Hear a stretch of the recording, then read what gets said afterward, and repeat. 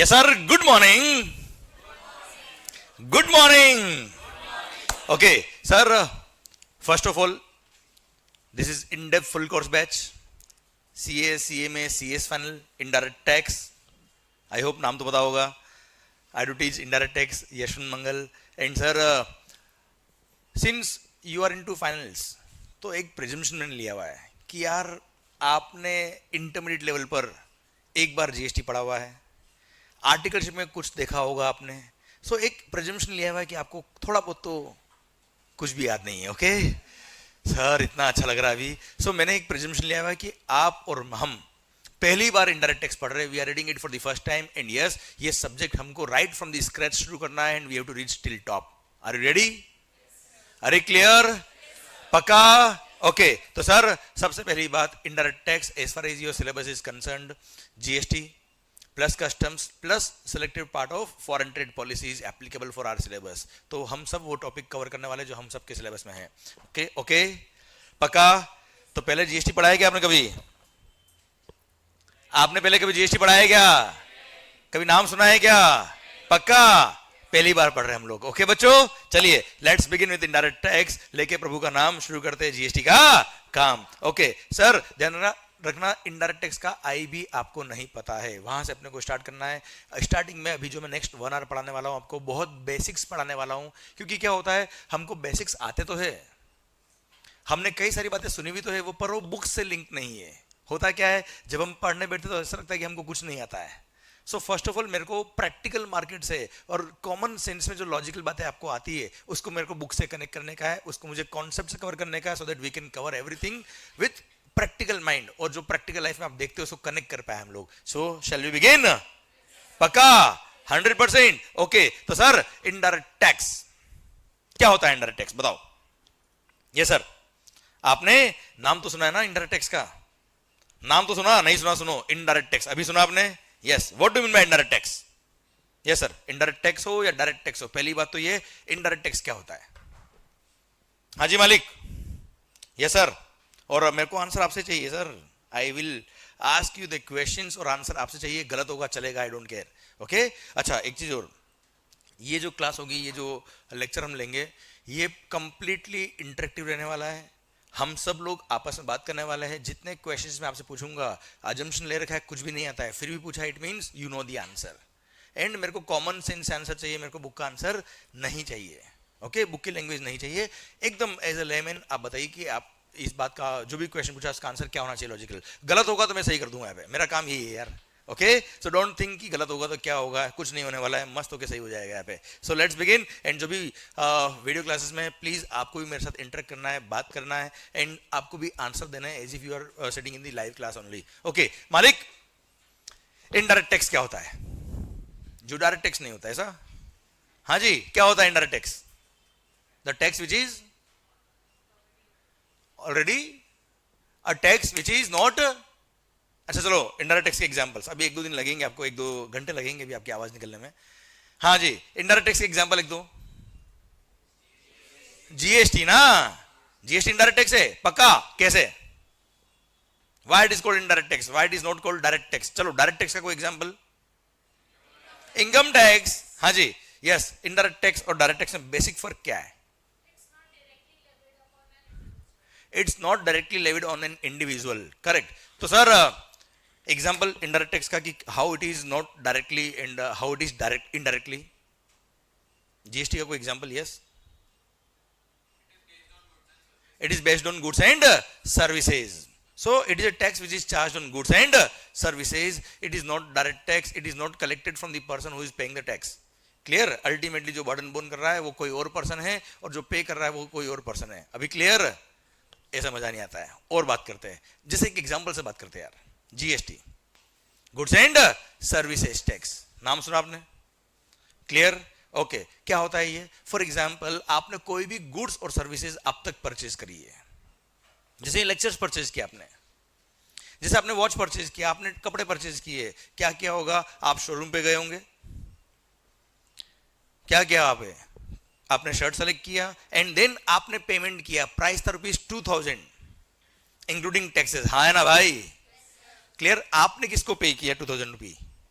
उस शॉपकीपर को, उस शोरूम वाले को, उसने क्या किया, आपसे 2000 रुपए जो लिए उसमें suppose 200 was the tax, GST का अमाउंट था, या XYZ जो भी इंडायरेक्ट टैक्स लगता है वो था, सपोज जीएसटी। ओके, तो 1800 प्लस 200 उसने आपसे अमाउंट लिया, यस या नो? अब 200 जो उसने लिया है, क्या वो उसका खुद का रेवेन्यू है? क्या उसका खुद का रेवेन्यू है? किसका रेवेन्यू है वो? गवर्नमेंट का। तो उसने क्या किया होगा, आपसे लिया और गवर्नमेंट को पे किया। तो अल्टीमेटली टैक्स लिया किसने? अल्टीमेटली टैक्स गया किसके पास? अल्टीमेटली टैक्स रेवेन्यू किसका है? पक्का गवर्नमेंट का। गुड। तो ultimately taxes are the revenue of the government. तो सर टैक्स लेने वाला कौन? अल्टीमेटली टैक्स लेने वाला कौन? देने वाले कौन? हम लोग, एंड कंज्यूमर्स। क्या आपने डायरेक्टली गवर्नमेंट को टैक्स दिया है क्या? क्या आपने डायरेक्टली गवर्नमेंट को टैक्स दिया है क्या? पर दिया तो गवर्नमेंट को ही है। टैक्स लेने वाला गवर्नमेंट, देने वाले हम लोग। अगर डायरेक्टली दिया होता वो होता है क्या? Direct tax. दिया तो आपने ही है, पर थ्रू सम इंटरमीडिएट दिया है, थ्रू किसी और पर्सन के थ्रू आपने टैक्स दिया है। मतलब टैक्स देने वाले तो हम लोग ही है, पर डायरेक्टली नहीं दिया हमने। सर लेने वाला टैक्स गवर्नमेंट ही है, उन्होंने डायरेक्टली हमसे नहीं लिया, उन्होंने इनडायरेक्टली टैक्स लिया है, पर लिया हमसे ही है। That's what is called indirect tax. बोलते ना, burden is shifted to any other person. Burden कैसे शिफ्ट होता है सर? अल्टीमेटली गवर्नमेंट ने सप्लायर को बोला हुआ है। किसको बोला हुआ मालिक? सप्लायर को बोला हुआ है कि सप्लायर हम तो टैक्स आपसे लेंगे। अब तुम टैक्स कस्टमर से लो या मत लो, हम तो टैक्स आपसे लेंगे। और ऑब्वियस सी बात है, अगर सप्लायर की पॉकेट से कोई टैक्स जा रहा है तो वो किससे लेगा? एंड उसको बोला हुआ है ये तुम्हारा अधिकार है, it's your right to collect the tax from the customer, you can collect the tax from the customer. तो सर अल्टीमेटली क्या हो रहा है, वो सप्लायर जो गवर्नमेंट को टैक्स पे कर रहा है वो हमसे लेगा टैक्स, क्लियर, और गवर्नमेंट को पे करेगा। हाँ है ना मालिक? क्लियर, पक्का। तो जो बर्डन उस पे आ रहा है टैक्स का, वो आगे क्या कर रहा है? शिफ्ट कर रहा है, आगे वो पास ऑन कर रहा है, जो अल्टीमेटली एंड कंज्यूमर तक पहुंच रहा है बच्चों। Clear, that's what is called indirect taxes. हमने सुना है कई बार, हमने पढ़ा भी होगा कई बार कि sir burden is shifted to any other person, from one person to another person burden is shifted. Clear, पक्का। But in case of direct tax, आपकी इनकम आपका टैक्स डायरेक्टली आपको पे करने का है। हाँ है ना मालिक? क्लियर। ये मैंने बेसिक डिफरेंस आपको समझाने की कोशिश करी, आई होप आपको समझ में आया, बहुत बेसिक कॉन्सेप्ट के साथ और बहुत बेसिक बातों के साथ। हाँ है ना मालिक? चलिए, डायरेक्ट टैक्स हो या इनडायरेक्ट टैक्स हो, अल्टीमेटली टैक्सेस क्या होते हैं यार, ये बताओ। चलो, डायरेक्ट टैक्स क्या होता है, थोड़ा आइडिया आ गया। इनडायरेक्ट टैक्स क्या होता है, थोड़ा आइडिया आ गया। सर डायरेक्ट हो या इनडायरेक्ट हो, अल्टीमेटली टैक्सेस क्या होता है? ये सर सिंगल लाइन में answer, revenue of the government.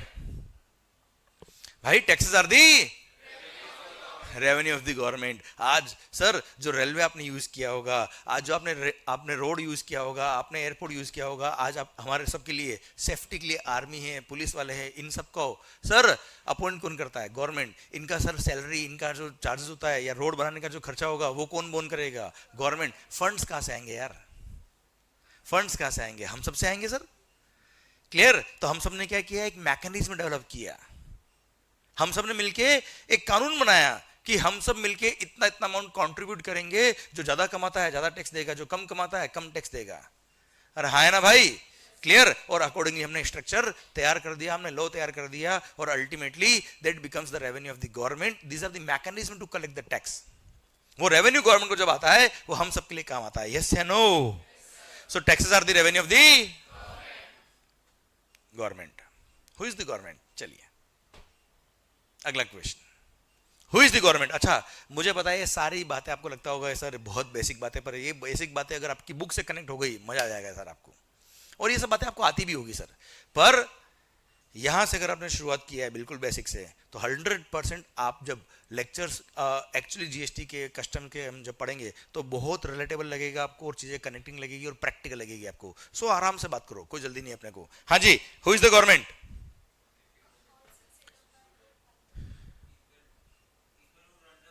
People who run the country. Who run the country? Public representative. So who is the government? Who is the government? Sir, we all are the government. हाँ है ना sir? India में कोई presidential rule नहीं है, India में कोई presidential rule नहीं है, यहाँ डेमोक्रेसी है। क्या है मालिक? डेमोक्रेसी मतलब for the people, by the people, of the people. जनता का, जनता के लिए, जनता के द्वारा। यस या नो? क्लियर? तो सर जो भी करेगा कौन करेगा? पब्लिक करेगी। किसके लिए करेगी? पब्लिक के लिए करेगी। मतलब देश कौन चलाएगा? हम चलाएंगे। ये सर कौन चलाएगा? 100% हम चलाएंगे। पर हम कैसे चलाएंगे सर? गवर्नमेंट कौन? हम लोग। तो हम देश कैसे चलाएंगे सर? तो हमने क्या किया सर? आज 140+ करोड़ पब्लिक है इंडिया की, हाँ है ना? एक साथ डिसीजन कैसे लेंगे, एक साथ लॉ कैसे बनाएंगे? तो हमने मैकेनिज्म क्या बनाया? हमारे बीच में से जो वेल मैनर्ड, वेल एजुकेटेड लोग जो थे उनको हमने क्या किया है? इलेक्ट किया। अरे हाँ है ना? जो हमको क्या कर पाए? हंस क्या रहे हो अपने आप पे? सर हमने क्या किया? हमारे में से ही जो वेल मैनर्ड, वेल एजुकेटेड लोग हैं उनको हमने इलेक्ट किया है, एंड दे विल रिप्रेजेंट अस। जैसे फॉर एग्जांपल अंधेरी, मुंबई, यहां से अगर हमने कोई मेंबर ऑफ पार्लियामेंट को इलेक्ट किया, मतलब वो हम सबको क्या कर रहा है? रिप्रेजेंट कर रहा है। सर देश के डिफरेंट डिफरेंट एरिया से, हर एरिया से, इनफैक्ट देश के हर एरिया से हमने क्या किया सर? हर एरिया के लोगों ने अपने अपने रिप्रेजेंटेटिव इलेक्ट किए, और अल्टीमेटली सेंट्रल लेवल की बात करूं तो दे फॉर्म्ड पार्लियामेंट। हाँ है ना भाई? Yes and no? Ultimately they formed parliament. और पार्लियामेंट बनाया मतलब क्या है? पार्लियामेंट है मतलब कौन है? पूरा देश है। पार्लियामेंट का सेशन अगर चल रहा है मतलब पूरा देश बैठा है। और हाँ है ना सर? अगर मान लो अंधेरी का कोई मेंबर ऑफ पार्लियामेंट है, मतलब he is representing the public of entire Andheri. हाँ है ना मालिक? सर इसीलिए अगर किसी पर्टिकुलर एरिया से किसी पर्सन को हमने इलेक्ट करके सेंट्रल गवर्नमेंट तक पहुंचाया है, मेंबर ऑफ पार्लियामेंट बनाया, मतलब वो हमको रिप्रेजेंट कर रहा है। क्लियर? तो सर अगर उन्होंने कोई डिसीजन लिया मतलब पूरे अंधेरी के सारे लोगों ने डिसीजन लिया है। जिस एरिया से वहां वो आए हैं उस एरिया के सारे लोगों ने डिसीजन लिया है, अगर उन्होंने कोई डिसीजन लिया तो। यस या नो? मतलब अगर कोई सेशन चल रहा है पार्लियामेंट का, क्या चल रहा है मालिक? सेशन चल रहा है पार्लियामेंट का, मतलब सर सारे मेंबर ऑफ पार्लियामेंट वहां अगर बैठे, इट मींस पूरा देश वहां बैठा है। अरे यस या नो? क्लियर? सर इसका मतलब क्या है sir? Who is running the country? We all are running the country through our representatives. Yes या नो? तो अल्टीमेटली गवर्नमेंट कौन? हम सब। गवर्नमेंट कौन? आवाज नहीं आ रही। गवर्नमेंट कौन? गुड। तो सर अगर हम लोग गवर्नमेंट है, अगर हम लोग गवर्नमेंट है,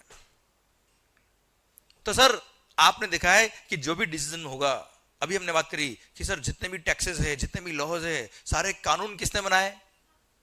गवर्नमेंट ने बनाए। गवर्नमेंट कौन? इनकम टैक्स एक्ट किसने बनाया? गवर्नमेंट कौन? क्या आप बात कर रहे हो सर? गलत हो गया था? तो सर अगर हमने सारे लॉज बनाए हैं, इट मींस क्या वो इलॉजिकल होंगे? क्या वो इलॉजिकल होंगे? जितने भी कानून बनते हैं all are logical, all are practical, and sir हम सब ने बनाया है, हमारे लिए बनाया है। इसलिए बच्चों ये बेसिक बातें मैं आपको इसलिए सिखा रहा हूं क्योंकि जब आप जीएसटी पढ़ेंगे, कस्टम पढ़ेंगे, कोई भी टॉपिक अगर पढ़ेंगे, आप इसी एंगल से पढ़िए कि लॉ हमने बनाया है, और हमने बनाया मतलब लॉजिकल है, प्रैक्टिकल है। अगर आपने उसका लॉजिक और प्रैक्टिकलिटी समझ ली, मतलब कार्यक्रम हो गया भाई।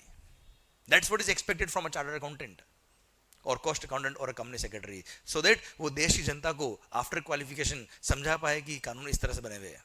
अरे हाँ है ना? ये तो पर्पस अल्टीमेटली हम पढ़ क्यों रहे, इसलिए तो पढ़ रहे हैं हम लोग। ओके पक्का? तो गवर्नमेंट कौन? ऐसे हम सब। ऐसा गवर्नमेंट कौन? देश कौन चलाएगा? क्या आप बात कर रहे हैं सर? मतलब कैसे चलाएंगे? Through parliament. तो गवर्नमेंट के जितने भी पावर्स होते हैं वो सारे powers are parliamentary powers. All powers are, it means sir जितने भी कानून बनेंगे कौन बनाएगा? पार्लियामेंट। अगर कोई लॉ चेंज करना है कौन करेगा? कोई अमेंडमेंट करना है कौन करेगा? पुराना लॉ अगर हटाना है कौन हटाएगा? Parliament. So everything will be done through parliament. पक्का? You sure? पार्लियामेंट मतलब कौन? हम लोग। भाई पार्लियामेंट मतलब कौन है? हम सभी तो है। तो अल्टीमेटली क्या होता है, पार्लियामेंट के अंदर भी अलग अलग मिनिस्ट्रीज होती है सर, उनको अपना अपना काम दिया जाता है मिनिस्ट्रीज को। मिनिस्ट्री ऑफ फाइनेंस, हाँ है ना, ministry of external affairs, yes या नो? वो अपने अपने डिपार्टमेंट का काम देखते हैं, वो सोचते हैं कि क्या होना चाहिए बेटरमेंट के लिए। सर इसके अंदर भी लॉ कमेटी बनी होती है अलग से, लॉ कमेटी डिफाइन करती है कि कौन कौन से लॉ बनने चाहिए, लॉ के अंदर अमेंडमेंट क्या होना चाहिए। अरे हाँ है ना, वो फिर वो क्या करते हैं, प्रपोजल देते हैं किसके अंदर, पार्लियामेंट के अंदर। फिर पार्लियामेंट क्या करता है, उसको सर डिस्कशन करता है, उसमें सारे मेंबर्स जो एजुकेटेड लोग हैं, अरे हाँ है ना सर, जो हम सब ने इलेक्ट किए, वो सब क्या करते हैं, उस पर विचार विमर्श करते हैं, समझते हैं कि क्या है अमेंडमेंट, एक कोमा लगाया तो क्यों लगाया है, सब कुछ समझते हैं वो, क्लियर। और उसके बाद वो पार्लियामेंट से पास होता है, पार्लियामेंट से पास होता है तब जाके एक्ट बनता है। यस या नो? आपने सुना होगा फाइनेंस बिल जो होता है वो पार्लियामेंट में प्रेजेंट किया जाता है थ्रू फाइनेंस मिनिस्टर। यस या नो?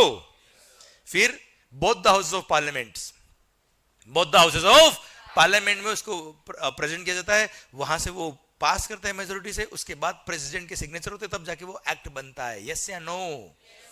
क्लियर? तो सर पार्लियामेंट ने पास किया मतलब हम सबने अप्रूव किया है, और हम सबने अप्रूव किया मतलब देश ने अप्रूव किया, देश के लिए एप्लीकेबल किया है बेटा। हाँ है ना भाई? क्लियर? तो गवर्नमेंट के जितने भी पावर्स है वो सारे पावर्स किसे बेटा? Parliamentary power. यहां तक क्लियर है क्या आपको?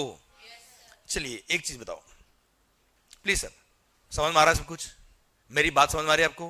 पक्का? अच्छा, we may be from different areas, जो ऑनलाइन लेक्चर देख रहे हो सकता है आप किसी और सिटी के अंदर हो, किसी और स्टेट में हो, तो 2-3 घंटे लगते हैं मेरी लैंग्वेज में और आपकी लैंग्वेज को थोड़ा सा सिंक्रोनाइज होने में, पर आप आंसर देते जाइए, समझते जाइए, ट्राई टू अंडरस्टैंड, एंड हर एक चीज इंटरेक्ट करिए आप लोग, सो दैट हमारा वेवलेंथ एक बार मैच हो गया, फिर देखो मजा आने वाला जीएसटी का। सर अब पॉइंट आता है क्या कि मालिक जितने भी लॉ बनाना है कौन बनाएंगे सर? हम थ्रू पार्लियामेंट। पक्का? अगर लॉ में कोई अमेंडमेंट करना है कौन करेगा? पार्लियामेंट। हम मतलब पार्लियामेंट बेटा। हाँ है ना मालिक? यहां तक क्लियर आपको? ओके, तो सर जितने भी लॉ बनाने कौन बनाएगा? जल्दी बोलो आप। पार्लियामेंट। लॉ में अमेंडमेंट करना है कौन करेगा? पार्लियामेंट। ठीक है साहब। अब यार पार्लियामेंट क्या पूरे साल भर इन 365 डेज ऑफ द ईयर, क्या 12 months of the year parliament चलता है क्या? क्या मेंबर ऑफ पार्लियामेंट वही बैठे रहते हैं सर? सर पार्लियामेंट के सेशंस होते हैं सर। हाँ है ना भाई? अरे यस या no? Sir on an average एक सेशन चलता है लगभग 1-1.5 महीना। हाँ है ना मालिक? क्लियर? और सर 3 सेशंस होते हैं बच्चों। अब आप मुझे बताओ, लगभग 2 सेशन के बीच में गैप हुआ 3-4 महीने का बेटा, अराउंड 3 मंथ्स मान लीजिए आप। अरे हाँ है ना मालिक? सपोज कोई पार्लियामेंट का सेशन अभी 4 दिन पहले खत्म हुआ है सर, अगला सेशन कब आएगा? 3-4 महीने बाद आएगा लगभग। हाँ है ना भाई? अब मान लो मुंबई, इतनी बारिश हुई है, इतनी बारिश हुई, हर तरफ पानी पानी। वो गाना सुना होगा ना, ब्लू है पानी पानी, यहां ब्राउन है पानी पानी सर। अब सर हर तरफ पानी पानी सर, वाटर ब्लॉगिंग हो गया है हर तरफ, हर एरिया के अंदर। मेरा क्वेश्चन आपसे ये है, पता है आपको देश का 90% से ज्यादा शुगर कहां स्टोर होता है? पता है आपको? मुंबई में। आपको नहीं पता होगा ना सर, मेरे को बताना बहुत आसान होता है सर। अब मान लो 90% से ज्यादा शुगर कहां स्टोर होता है? मुंबई। मान लो सर इतना पानी आया है कि सर सारा शुगर खराब। एक एग्जांपल ले रहा हूं मैं आपके लिए समझाने के लिए, आप समझने की कोशिश करना, एक प्रैक्टिकल सिनेरियो में खड़े होकर बात करना। माय पॉइंट इज दैट अगर देश का लगभग सारा शक्कर खराब हो गया, अब क्या होगा? Sugar free. क्या होगा सोचो आप। Sugar is a goods of basic necessity, जो रोज चाहिए, हर पल चाहिए। हाँ है ना भाई? अब आप मुझे बताओ, अगर देश का लगभग सारा शक्कर खराब हो गया, which is a goods of basic necessity, demand तो उतना को उतना है, सप्लाई बिल्कुल कम हो गया, क्या होने वाला बताओ? सर प्राइसेस बहुत ज्यादा हाइक हो जाएंगे सर। अच्छा ऐसा तो नहीं है ना कि देश की गवर्नमेंट हमारे देश के सारे जितने भी एग्रीकल्चरलिस्ट है उनको बोलेंगे मेरे दोस्तों मित्रों जल्दी जल्दी अपने फार्म जाइए और कल सुबह मेरे को फैक्ट्री से शक्कर चाहिए। क्या हो जाएगा भाई? It's an agricultural produce. Sugar cane उगेगा, प्रोड्यूस होगा, बड़ा होगा शुगर केन, फिर फैक्ट्रीज में जाएगा, प्रोसेस होगा, शुगर केन जूस निकलेगा, उसको फिर प्रोसेस करके फर्दर फिर शक्कर बनेगी, टाइम लगेगा ना यार। सोचिए तब तक ये डिमांड को फुलफिल नहीं कर पाए, प्राइसेस कितनी हाइक हो जाएगी सर, इन्फ्लेशन का क्या होगा? हाँ है ना मालिक, because it's a goods of basic need,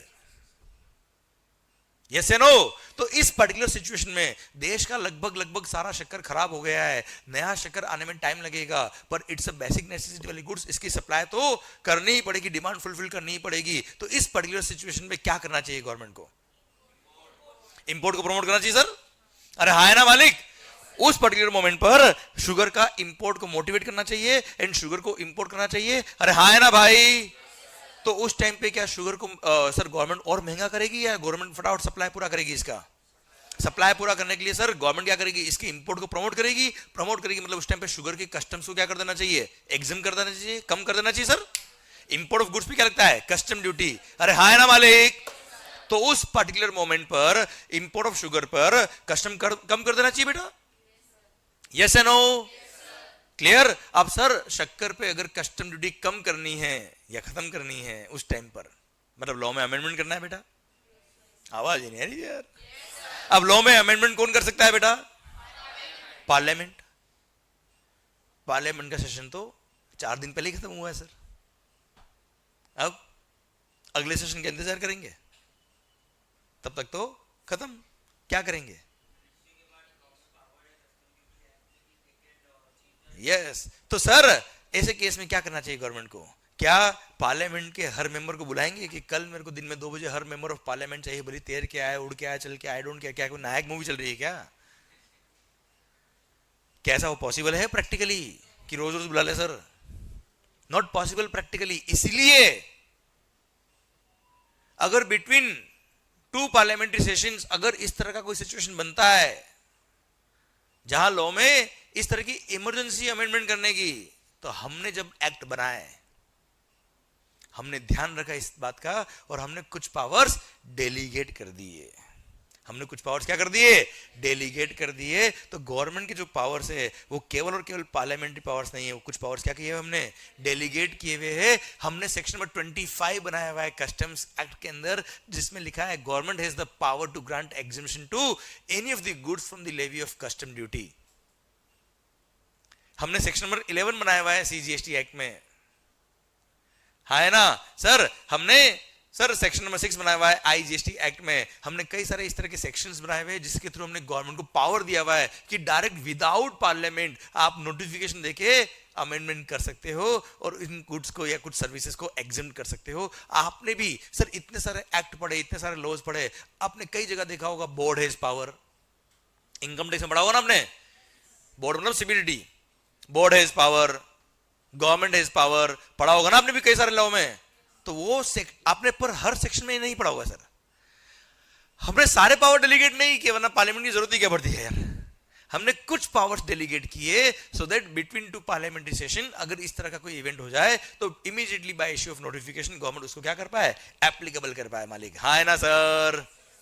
clear? तो इस तरह के हमने कुछ पावर्स क्या किए हुए? डेलीगेट किए। अब ध्यान रखना पड़ा, पूरा एक्ट पढ़ते वक्त आप देखना कई सारे सेक्शंस में आपको मिलेगा government has the power. GST में भी मिलेगा, कस्टम में भी मिलेगा, हम पढ़ेंगे, पर उस टाइम पे आपका विजन बैठ जाएगा क्या? देखिए सर ये क्या है? डेलीगेटेड पावर है जो हमने गवर्नमेंट को डायरेक्टली दिया है so that they can make the amendment immediately. बेटा हाँ है ना सर? पक्का 100%। और पता है कभी भी कोई नोटिफिकेशन आता है तो गवर्नमेंट डेलीगेट पावर के थ्रू नोटिफिकेशन देके अमेंडमेंट कर सकता है। अब सर कभी भी कोई नोटिफिकेशन आता है तो उसके बाद जब पार्लियामेंट्री सेशन आता है ना सर, वहां डिस्कशन किया जाता है, उस पर उसको पेश किया जाता है, समझे मेरी बात? और उसको अगर विड्रॉ करना है विड्रॉ करेंगे, उसको अगर एनहांस करना है एनहांस करेंगे, एक्सेप्ट करना तो एक्सेप्ट करेंगे सर। क्लियर? पर एक बार हमने डेलीगेटेड पावर दे रखा है, ये हमने जब एक्ट बनाया था हमने ध्यान रखा है बच्चों। क्लियर है यहाँ तक? आवाज नहीं आ रही? हुई पक्का 100%। अब सर गवर्नमेंट के जितने भी पावर्स है, some are parliamentary power, some are delegated power. यहां तक समझ में आया आपको? अमेंडमेंट कैसे होते समझ में आया बच्चों आपको? इसलिए आप देखिएगा सर साल में फाइनेंस एक्ट तो एक बार आता है सर। अच्छा एक बार हाँ बोलने में अगर थोड़ा प्रेशर या लगे ना बेटा तो हूं भी कर सकते हो आप। क्लियर? चलेगा, पर कुछ तो आना चाहिए। तो मेरा पॉइंट आपसे ये है, साल में फाइनेंस एक्ट तो एक बार ही आता है मालिक, पर आप देखना अमेंडमेंट साल भर होते रहते हैं सर। कैसे होते हैं सर? कैसे होते हैं? Through parliamentary power, through delegated power साल भर अमेंडमेंट होते रहते हैं। थैंक यू काका, thank you thank you. Okay, through चलेगा ना? ओके, थ्रू डेलीगेटेड पावर साल भर क्या होते रहते हैं? अमेंडमेंट होते रहते हैं। और अमेंडमेंट्स जो होते हैं वो हम सबको कवर करने होते हैं हमारे एग्जामिनेशन के लिए। अब आप कहेंगे सर ये सारी बातें आपने क्यों बताई हमको? अब आपको और हमको ये समझना बहुत जरूरी है। मैं फर्स्ट लेक्चर में क्लेरिफाई कर देता हूं कि आपके लिए अमेंडमेंट्स क्या क्या एप्लीकेबल है, कितना आपको पढ़ना होता है बच्चों। क्लियर? बता दूं मैं आपको बच्चों।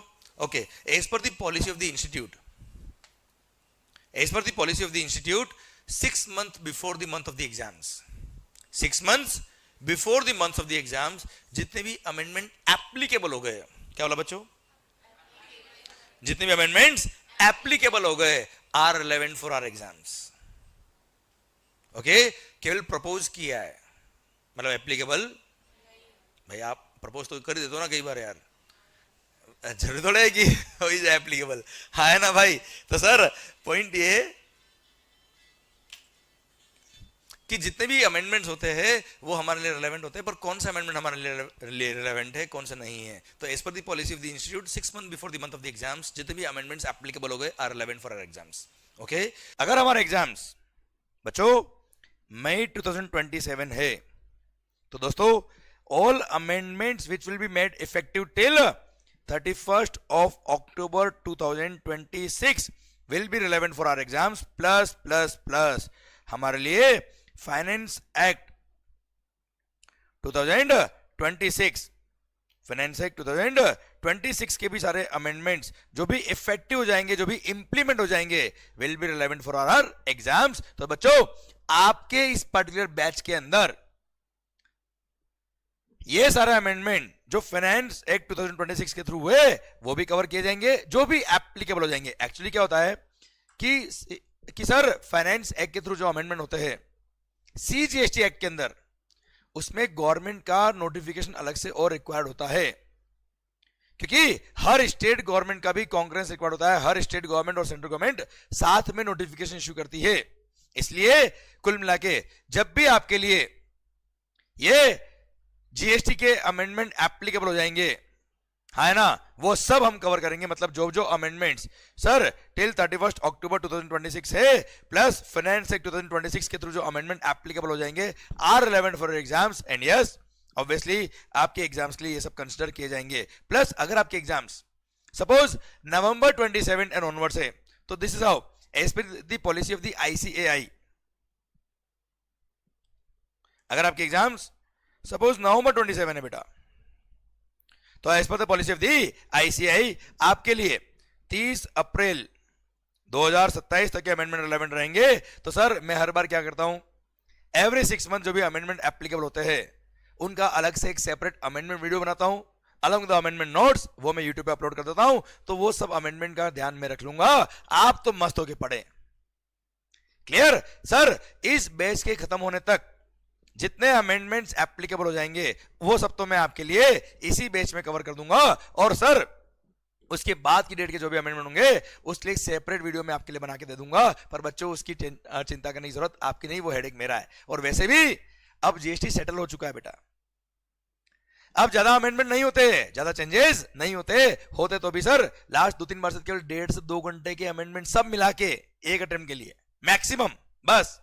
ओके, पर हाँ वो सब काम मेरा है बच्चा, वो सब आपको हेडेक लेने की जरूरत नहीं है। प्लस प्लस प्लस अगर आपके सीएमए के एग्जाम से बच्चों, अगर आप सीएमए के स्टूडेंट हो तो सर जैसे मई की जगह आपका जून 27 में एग्जाम से, तो सर अगेन 30/11/2026 तक के amendment will be relevant for your exams. And अगर आपके एग्जाम्स दिसंबर 27 में है तो यस सेम वे 31 मई 2027 तक के amendments will be relevant for your exams. वो सब काम मेरा है, वो सब मैं कवर कर दूंगा सर। और इस लेक्चर के अंदर जिस दिन तक ये बैच चलेगा तब तक के सारे अमेंडमेंट मैं कवर करके दे रहा हूं, प्लस फाइनेंस एक्ट 2026 भी मैंने कवर कर दिया है। क्लियर? पर हाँ सर वैसे भी वो सब काम मेरा है अमेंडमेंट का, आप तो मस्त होके पढ़े, खुश होके पढ़े, पूरा कॉन्फिडेंस से पढ़े। सर ये सर सारी चीजें हम पढ़ लेंगे। अच्छा अब सर ये तो हमने बात कर ली कि सर आखिर मैंने आपको ये क्यों बताया कि अमेंडमेंट क्या होते हैं, कैसे होते हैं, कब तक के लिए रिलेवेंट होते हैं, क्योंकि आपके एग्जाम्स के लिए आपको बताना जरूरी होता है कि कौन से अमेंडमेंट आपको पढ़ने हैं। क्लियर? शायद बात समझ में आ गई। प्लस बच्चों एक बात और, अब आप मुझे बताइए, आप भी कहेंगे सर इतनी देर से हम बात कर रहे हैं कि गवर्नमेंट कौन? हम।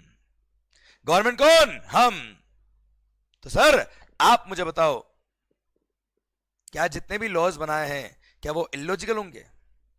जितने भी कानून बनाए हैं क्या वो इलॉजिकल होंगे? नहीं, सारे एक्ट, सारे प्रोविजंस, सारे रूल्स जो बने वो लॉजिकल है। पर सर केवल इतना कहूंगा अगर मैं आपको, तो आप मान तो लेंगे, पर सर मैं एक एग्जांपल दूंगा जिससे आपके दिल में बात उतर जाएगी तो मजा आ जाएगा बच्चों। आइए ये एग्जांपल देखिए बेटा आप लोग। पता है अगर कोई असेसी टैक्स पे करने में लेट हो जाए, जीएसटी की बात कर रहा हूं मैं आपसे, तो डायरेक्ट फांसी की सजा है ना? डायरेक्ट फांसी की सजा है क्या? तो if he is paying the tax delayed by the due date, तो ऐसे केस में he will pay the tax along with the interest. भाई ब्याज ले लो यार, जान तो मत लो कम से कम हमारी। अरे yes no, they will charge us interest, and you know what is the rate of interest? 18% per annum, simple interest number of days के हिसाब से सर।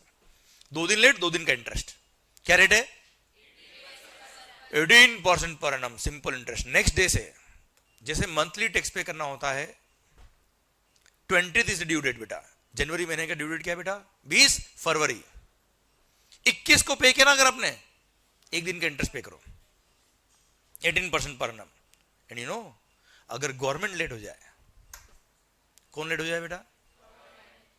तो क्या होगा? अगर कभी मान लो रिफंड का केस बन रहा है, आपने रिफंड के लिए अप्लाई किया और रिफंड अप्रूव हो गया आपका, मतलब you are eligible for refund, and government refund देने में लेट हो जाए, they will also pay the interest. बहुत सारे लोग तो डाउट कर रहे, नहीं गवर्नमेंट तो इंटरेस्ट नहीं देगा सर, हम बल लूट जाए वो कुछ नहीं करेंगे सर। नहीं नहीं ऐसा नहीं है, they also pay the interest at the rate of, एहसान किया है साहब, 6% पर एनम। और वो भी पता है कब? 60 डेज में रिफंड नहीं आया, आपने जो अप्लाई किया उसके 60 डेज में रिफंड नहीं आया, तो आफ्टर 60 डेज मतलब 61st डे से you will get the interest at the rate of 6% per annum. और हमसे 18, वो भी वेरी नेक्स्ट डे। चले चोर, गलत हो रहा नहीं हो रहा मुझे बताओ आप लोग, आवाज नहीं आ रही हुई? अरे हाँ है ना, खुद के लिए 6%, वो भी 61st डे से, और हमारे लिए 18%, वो भी वेरी नेक्स्ट डे से। गलत हो रहा नहीं हो रहा सर? तो क्या करना चाहिए, सही क्या करना चाहिए? या तो खुद के लिए भी, या तो हमारे लिए भी कितना कर दो 6, या खुद के लिए भी कितना कर दो। ठीक है, बात कर लेते सर। सोचो अब इस पे ध्यान से कि अगर हमारे लिए 6% per annum rate of interest कर दे तो सोचो क्या होगा। सर कोई पैसा भरेगा ही नहीं। क्यों? क्योंकि लोन का इंटरेस्ट सर बहुत हायर होता है। लोग क्या करेंगे? बैंक से लोन नहीं लेंगे, टैक्स लेट पे कर देंगे सर। आज मान लो किसी का मंथली टैक्स पे करना होता है कितना, 1 CR, उसको 5 करोड़ के वर्किंग कैपिटल की लोन की जरूरत है सर, वो 5 महीने टैक्स पे नहीं करेगा।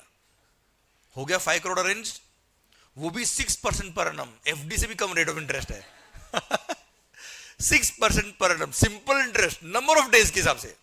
और कभी मान लो फंड्स अरेंज हो जाए तो पे कर दो, इंटरेस्ट बंद। और कभी मान लो उसको लगे नहीं यार 5 करोड़ से काम नहीं हो रहा, 6 करोड़ चाहिए, चला 1 महीना और लेट किया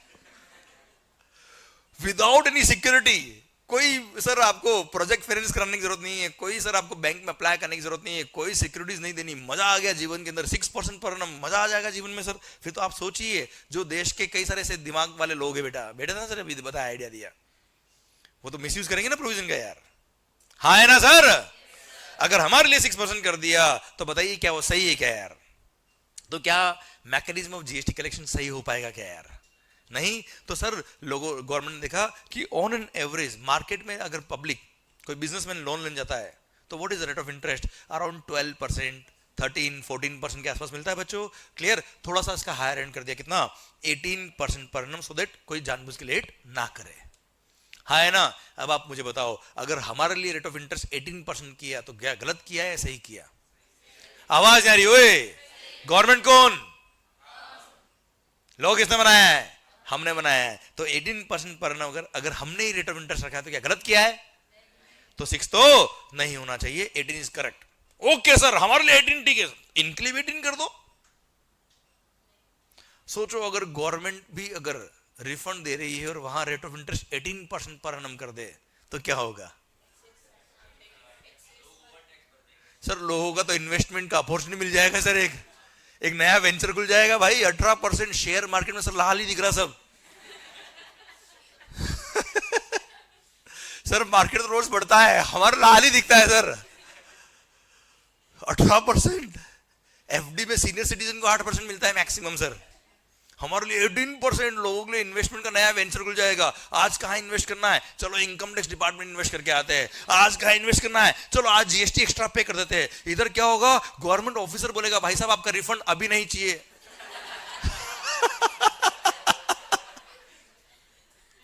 है ना सर? क्लियर? तो sir having regard to again this market situation, sir FDs rate of interest कितना है? अराउंड 6-7% रहता है। इसलिए गवर्नमेंट बॉन्ड्स वगैरह पे आपने देखा होगा ये रेट ऑफ इंटरेस्ट है। इसलिए गवर्नमेंट ने अपने लिए रेट ऑफ इंटरेस्ट कितना किया है? 6% पर annum किया है। 18% सही नहीं है। अब मुझे बताओ सही है गलत है सर? हमारे लिए 18 सही है कि नहीं सर? उनके लिए 6 सही है कि नहीं सर? और रिफंड प्रोसेस करने में टाइम लगता है ना यार, इसलिए 60 डेज का टाइम दिया है साहब। हाँ है ना मालिक? अरे यस या नो? क्योंकि रिफंड एप्लीकेशन ऑफिसर वेरीफाई करेगा, चेक करेगा सही में बनता है कि नहीं बनता, रिफंड सब कुछ देखेगा, उसके बाद रिफंड देगा ना यार। क्लियर? तो सर अब आप मुझे बताओ, हमारे लिए 18 और गवर्नमेंट के लिए 6 सही है कि नहीं है सर? परफेक्ट है कि नहीं सर? कुछ देर पहले क्या हम सोच रहे थे? चोर, हमारे लिए 18 इनके लिए 6, गलत हो रहा है, बड़ी नाइंसाफी है, गलत हो रहा है तो। हाँ है ना सर? और अब परफेक्ट है। यही डिफरेंस है अकाउंटेंट और चार्टर्ड अकाउंटेंट में सर, यही डिफरेंस है सर एक प्रोफेशनल सीए, सीएमए में और एक नॉर्मल अकाउंटेंट में। आप मुझे बताइए सर, अगर आपने कॉन्सेप्ट सीख लिया तो आपका दिल क्या कह रहा है, सही है कि नहीं sir? That's what I have to do here. समझे मेरी बात? सर आप बताइए, हर एक प्रोविजन इस तरह से हमने बनाया होगा कि नहीं बनाया होगा यार? तो बस बात क्या है, हमको समझना है। बात क्या है, आखिर वो क्यों हुआ वो समझने का है। हम क्या करते, क्या है वो याद कर लिया। अगर इतना किया है तो जिंदगी भर गाली दे के याद करते सर कि हमारे लिए 18 है, खुद के लिए 6 है सर। वो मैच्योरिटी नहीं आती सर। जब हम नहीं समझ पाएंगे, देश की जनता को क्या समझाएंगे sir? What the institute expect from us? क्योंकि सर डिग्री मिलने के बाद हम देश के लोगों को समझा पाएंगे कि आपके लिए एप्लीकेबल है और क्यों है, और किसी गिवन सिचुएशन में आप उस लॉ को अप्लाई कर पाए। दैट्स व्हाट इज एक्सपेक्टेड ना यार। तो हमको भी क्या करना है, जब हम पढ़ाई कर रहे हैं, ये हमको मौका मिला है पढ़ने का यार। हमको हर एक चीज उसी एंगल से समझनी है कि हम देश को समझा पाए। और अगर आपने इस तरह से पढ़ लिया, आप देखिए पढ़ाई मजेदार नहीं लगी, गारंटी मेरी आपसे। सर जीएसटी को one of the best subject में आपके लिए बनाऊंगा, मेरी गारंटी है। अगर आपने और मैंने मिलके यहाँ डेली बेस पर पढ़ाई कर ली, जो वीडियो क्लासेस में, प्लीज मेंटेन द सिंसियरिटी, बस बाकी मेरा काम है। सर मेरी गारंटी आपसे, this subject will be one of the most scoring subject, this subject will be one of the most interesting subject for you all guys, guarantee. Clear? बस आप मेरे साथ साथ बात करते जाइए और डिस्कस करते जाइए, सुनते जाइए और मेरे को बोलते जाइए, आंसर देते जाइए। एंड सर डिस्कशन के साथ साथ हम बात पूरी पढ़ देंगे सर। अरे हाँ है ना? मजा आया कि नहीं आया भाई? आवाज नहीं आ रही? ओए पक्का 100%? तो with this logics, with this concept start करेगा इनडायरेक्ट टैक्स? अरे पक्का 100%? आइए बच्चों, सर आइए। अब मैं सबसे पहले स्टार्ट करूंगा कहां से? जब जीएसटी नहीं था वहां से सर। जीएसटी तो अभी तो इंडिया में आया ही नहीं, मान लो सर अभी। वैसे डेट ऑफ एप्लीकेबिलिटी जीएसटी क्या इंडिया में? 1 जुलाई 2017। जब जीएसटी नहीं था तब क्या था? सर्विसेज पर सर्विस टैक्स था, सेल ऑफ गुड्स पर वेट था, on manufacture of goods excise duty was there. ठीक है, ये 3 बड़े टैक्सेस थे, मेजर टैक्सेस थे। कुछ मिसलेनियस टैक्सेस और भी थे जो जीएसटी में सब्सिड्यूम हो गए, मर्ज हो गए। हाँ है ना मालिक? सर तो बिफोर जीएसटी जो टैक्सेस थे, मैं पहले उनकी बात कर रहा हूं, उसमें आखिर क्या लैकुना था, क्या डिफिकल्टी थी जिसकी वजह से जीएसटी को लाया गया, और इंडिपेंडेंट इंडिया का one of the most economic reform किसी को अगर बोला जाता तो वो है क्या, जीएसटी। आखिर ऐसा क्यों, ये तो बात कर ले हम थोड़ा। अरे स्टार्ट करें क्या बच्चों? सर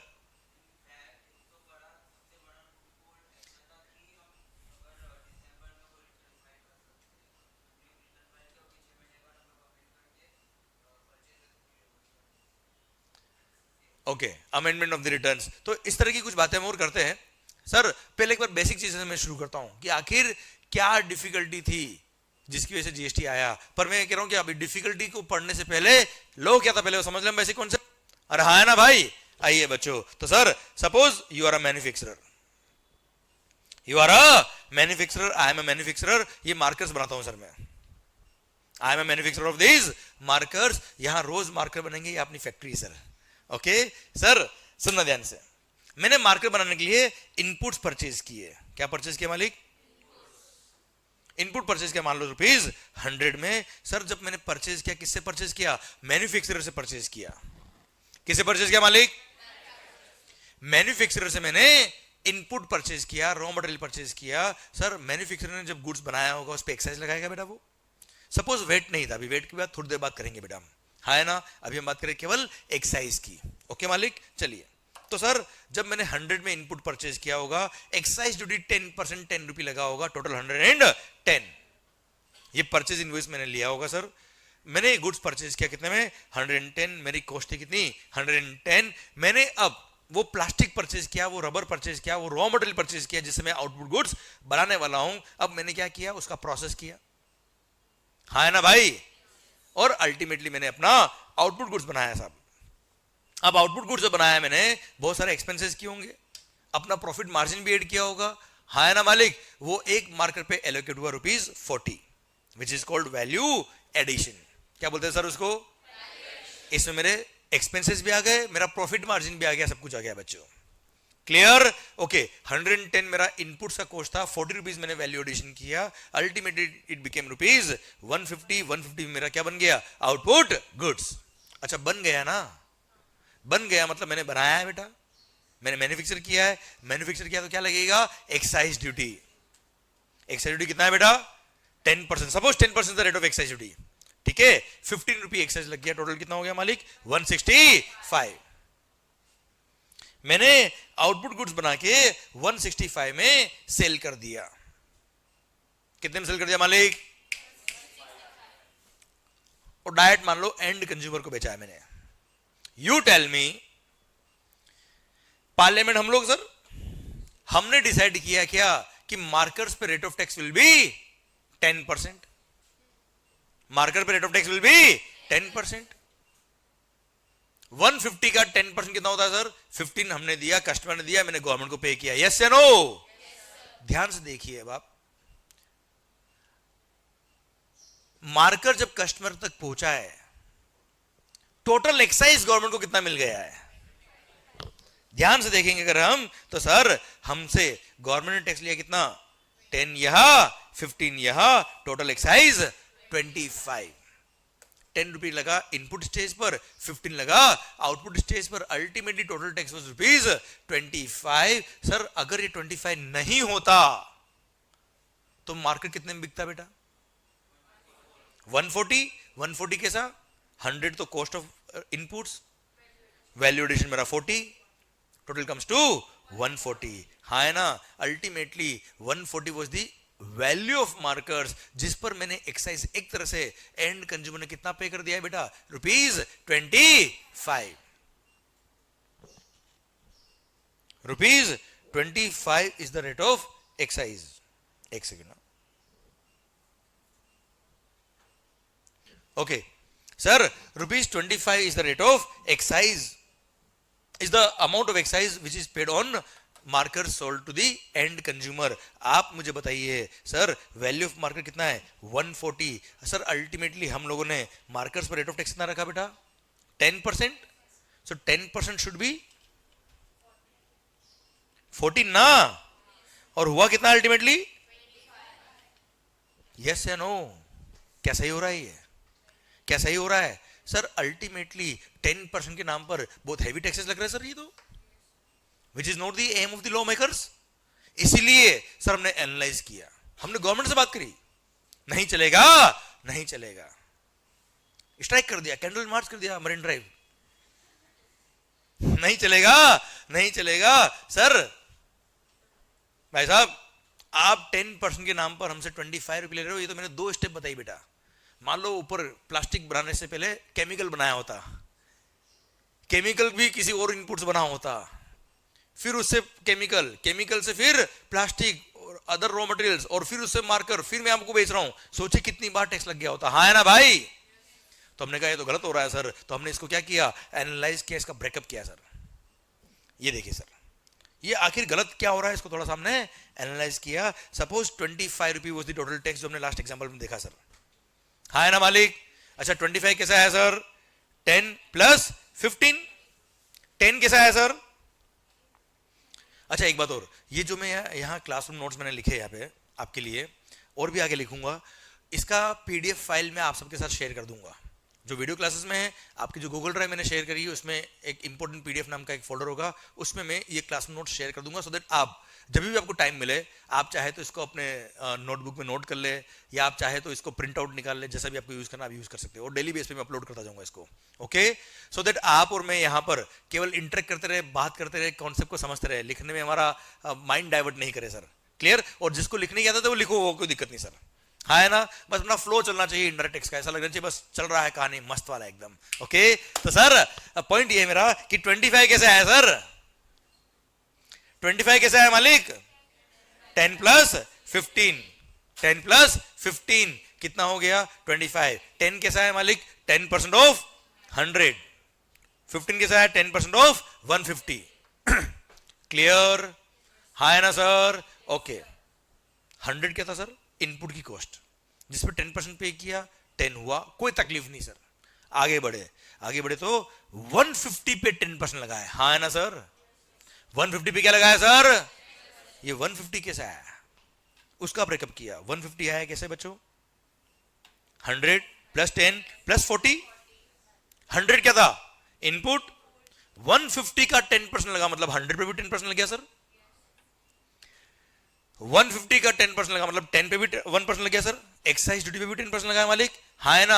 और सर वैल्यू एडिशन का जो अमाउंट था उस पे भी 10% लगा, ₹4। हाँ है ना sir? Total comes to 15। Yes या नो? ये तो ब्रेकअप करके बताया कि हुआ क्या। अब इसको एनालाइज करके कि आखिर ये हो क्या रहा है। भाई साहब ये क्या है? इनपुट्स पे 10% लगा, प्लास्टिक बनाया, इनपुट बनाया, उस पे एक्साइज लगा 10%। ओके, क्योंकि एक्साइज की रेट प्लास्टिक की कितना है? 10% पे किया। ओके, कोई तकलीफ नहीं। नेक्स्ट स्टेप जब आए, ये क्या है सर? ये क्या था? गजब कर रहे हो यार। जिस ₹100 पे हमने ऑलरेडी टैक्स पे कर दिया, उस 100 पे वापस से टैक्स लग रहा है सर। हाँ है ना मालिक? जिस 100 पे मैंने टैक्स पे कर दिया था, उसी 100 पे वापस से टैक्स लगा रहे हो। This is what is called multiple taxation. क्या कहते हैं इसको हम? Multiple taxation. वहां हमने पकड़ा गवर्नमेंट को कि भाई साहब ये तो हमारे साथ बड़ा अत्याचार हो रहा है सर, एक्सप्लॉइट कर रहे हो हमको आप सर, नहीं चलेगा, नहीं चलेगा। और सर ऐसे केस में हमने बोल दिया क्या, जिस अमाउंट पर आपने टैक्स ले लिया हमसे, उसी अमाउंट पे वही टैक्स वापस ले रहे हो sir.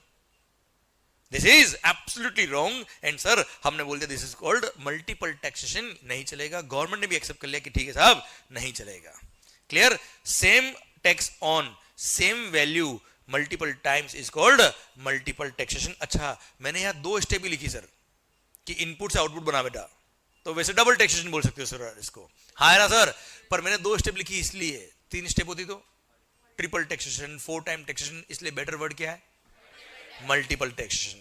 Okay, multiple taxation is the better word. Okay मालिक? चलिए फिर अब हम आए कहां पर? 10 पर। 1 मिनट, 150 पर एक्साइज लगा है ना? 150 इंक्लूड्स 10 ऑल्सो। 10 क्या है सर? ओ भाई, एक्साइज पे एक्साइज, हद कर दिया आपने यार। एक्साइज ड्यूटी पे एक्साइज ड्यूटी यार, क्या सही हो रहा है क्या? आ रही है? आवाज नहीं आ रही ओए?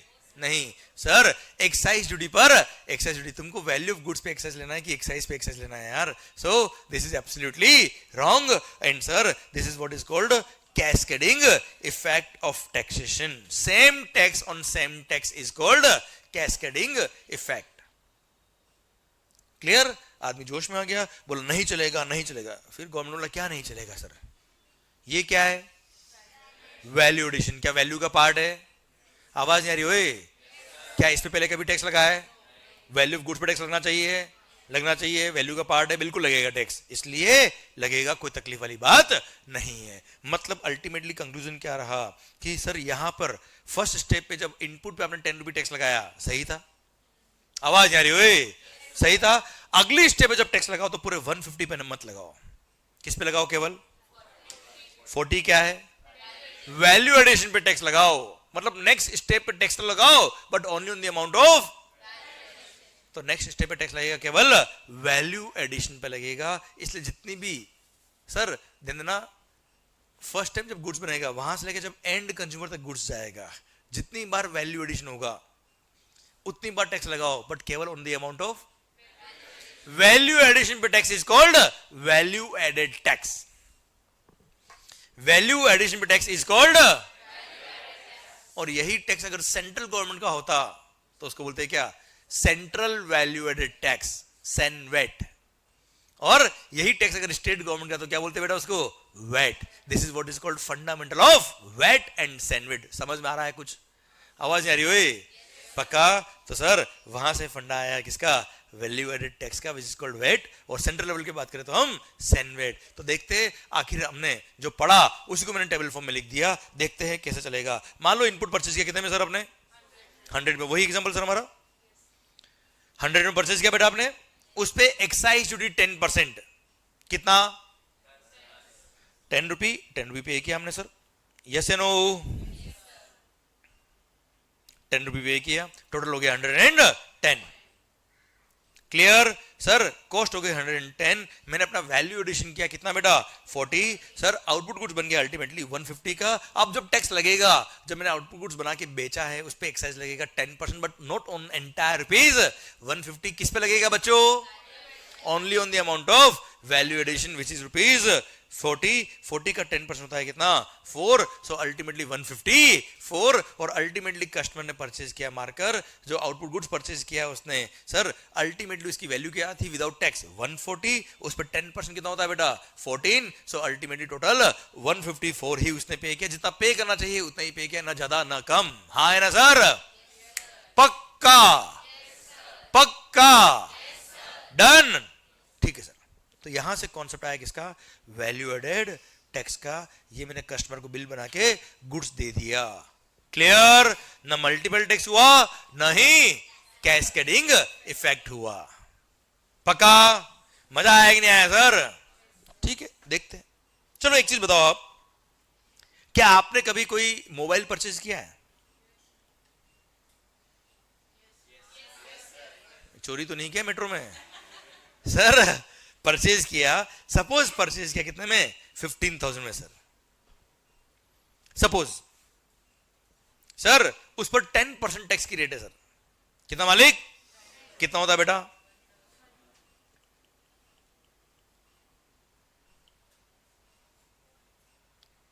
ऐसे क्या देख रहे हो मेरे को कि सर ये क्या आप भूल गए मैथ्स? क्या अभी 15,000 का 10% कितना होता है बेटा? 1,500। मैंने कितना लिखा है? क्या ऐसा कभी बिल देखा आपने बेटा? ध्यान से देखो, मैंने 2 जीरो ऐड किया और कुछ नहीं किया सर। अभी तो आप बोलते मजा आ गया सर, मल्टीपल टैक्स हट गया, कैस्केडिंग इफेक्ट हट गया, मजा आ गया सर, हमारी स्ट्राइक बिल्कुल खत्म हो गई सर, कैंडल मार्च बंद। क्या प्रैक्टिकली कभी आपने देखा है? मैं क्या चाहता हूं सर, हम कॉन्सेप्ट तो पढ़े, साथ में प्रैक्टिकलिटी को नहीं छोड़े सर। क्या आपने कभी ऐसा बिल देखा है क्या? कभी नहीं सर। तो आपने तो बिल देखा हो कौन सा? 15,000 का 10% 1,500 बेटा सर। तो मल्टीपल टैक्स कैस्किंग पे कितनी बार हो रहा होगा सर? हाँ है ना? क्लियर? तो कॉन्सेप्ट तो सेनवेट का आया, अच्छा आया, पर परफेक्शन से दिख नहीं रहा है सर। ये इंप्लीमेंट कैसे हो पाएगा यार? ये हमको केवल थ्योरी में नहीं पढ़ना है, प्रैक्टिकल भी तो कनेक्ट करना है बच्चों। आवाज नहीं आ रही देखो यार। तो सर कॉन्सेप्ट तो आ गया वैल्यू एडेड टैक्स का सर, पर ये कॉन्सेप्ट जब हमने इंप्लीमेंट करना चाहा तो सर जब सप्लायर बिल बनाता है 15,000 का, 10% टैक्स लगाता है कितना? 400। क्या सही है क्या यार ये? नहीं। तो सर कस्टमर बोलता है ये क्या हो रहा है, गवर्नमेंट भी बोलती है क्या तूने 15,000 में गुड्स बेचा है तो 15,000 पे टैक्स पे करना भाई। और कस्टमर को गवर्नमेंट ने बोला हुआ है कि जितना आप कस्टमर से टोटल टैक्स लेते हो वो पूरा बिल पे दिखना चाहिए सर। तो अल्टीमेटली कस्टमर की पॉकेट से पूरा 10% गया है ना 1400 इसमें कहीं ना कहीं। इस वाले एग्जांपल देखो, 14 पे हुआ कि नहीं हुआ कस्टमर को? अल्टीमेटली कस्टमर की पॉकेट से 14 पे हुआ कि नहीं हुआ है सर? तो पूरा बिल पे इंडिकेट करो, ऐसा गवर्नमेंट बोलती है सर। तो पूरा टैक्स चार्ज करो। तो वहां से कॉन्सेप्ट आया किसका? सेनवेट क्रेडिट का। किसका कॉन्सेप्ट आया बच्चों? अब तो हमने पढ़ा था क्या अभी तक? वेट और सेनवेट। अब आ रहा है क्या? CENVAT credit. तो गवर्नमेंट क्या बोलती है साहब?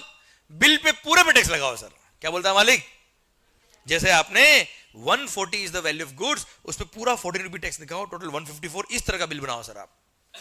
अब हमने बोला पूरी सेल प्राइस पे अगर बिल पे टैक्स लगा देंगे, पूरी सेल प्राइस पे अगर टैक्स लगा देंगे तो वही मल्टीपल टैक्स और कैस्केड इफेक्ट हो जाएगा सर। पर गवर्नमेंट ने बोला अरे नहीं चिंता मत करो, आपने परचेज पे जो टैक्स पे किया होगा, क्या बोला सर? उसका हम तुम्हें क्रेडिट दे देंगे, उसका हम तुम्हें इनपुट टैक्स क्रेडिट दे देंगे, उसका हम तुम्हें बेनिफिट दे देंगे सर। इसलिए कॉन्सेप्ट आया किसका? सेनवेट क्रेडिट का। अब वो कैसे चलेगा वो देखना ध्यान से सर। धीरे धीरे हम बिल्ड कर रहे हैं कॉन्सेप्ट को सर। ध्यान देना, मैंने बताया आपने याद किया, ऐसा नहीं होना चाहिए लाइफ में। हम बिल्ड करेंगे यहां बना के सर। यहां हर कॉन्सेप्ट हम बनाएंगे, हम कॉन्सेप्ट याद करने नहीं आए, हम इन डेप्थ हर चीज को समझना है। ठीक है, देखते सर। मैं आपको पूरा वो फॉर्मूला बता रहा हूं, जैसे आपने कई सारे फॉर्मूला याद किए होंगे सर। मैं आपको एक एक फॉर्मूला डिराइव करके बताऊंगा कि कैसे डिराइव होता है सर। ये क्लियर? पूरा जीएसटी, पूरा कस्टमर इस तरह से हम पढ़ने वाले। ध्यान से सुनिए, इन्वॉल्व होकर बात करिए। मान लो अगेन वही एग्जांपल, इनपुट परचेज किया कितने में सर? 100 में। अच्छा मैंने बोला मान लिया, मान लो, तो आपको बोलना है क्या? मान लिया। और कोई ऑप्शन है क्या आपके पास? फिर सर मान लो, हाँ ऐसे धीरे धीरे माहौल बनता रहेगा धीरे धीरे। सर आपने इनपुट परचेज किया कितने में सर? 100 में।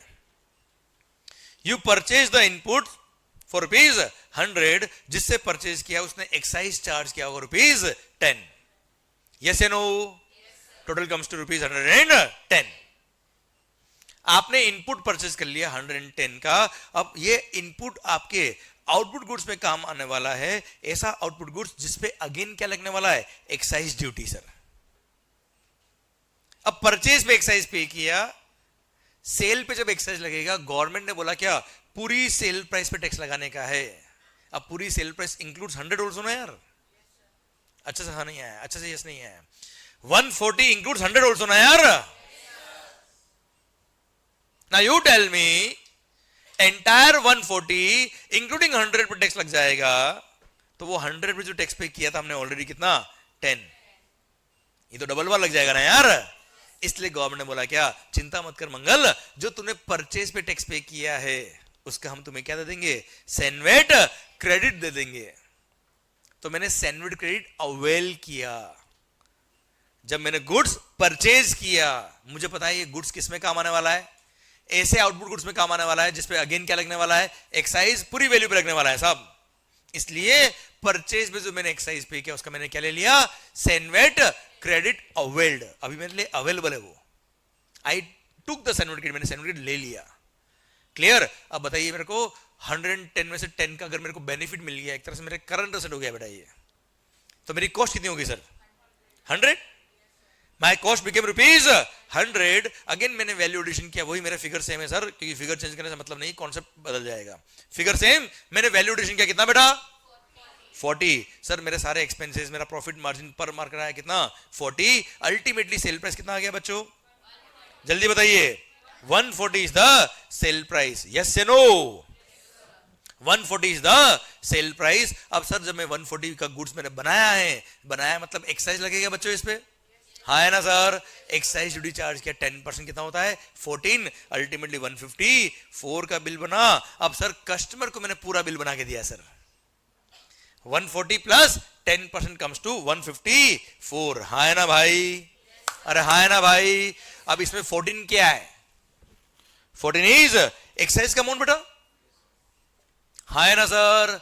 And excise duty, central excise duty बोलते हैं इसको practically. Central excise duty is the revenue of central government sir. Central excise duty is the revenue of central government. मैं किसको पे करूंगा, सेंट्रल गवर्नमेंट को पे करूंगा। एक्साइज मेरा रेवेन्यू नहीं है, मैंने तो इनडायरेक्ट टैक्स ना यार, गवर्नमेंट के बिहाफ पे कलेक्ट किया आप लोगों से। अब जब 14 में गवर्नमेंट को पे करने जाऊंगा तब एकदम याद आया क्या, वो 10 रुपए ऑलरेडी पे किया हुआ सर मैंने, एक तरह से एडवांस टैक्स सर। आवाज यार, देखो यार क्लियर। जिसका गवर्नमेंट ने प्रॉमिस किया था कि मंगल चिंता मत कर, वो 10 रुपए जो तूने परचेज पे टैक्स पे किया उसका तेरे को बेनिफिट बाद में दे देंगे हम। तो अब जब मैं 14 पे करने गया, मैंने क्या किया, 10 का सेनवर्ड क्रेडिट यूज किया और बैलेंस 4 पे किया। भारत माता की जय।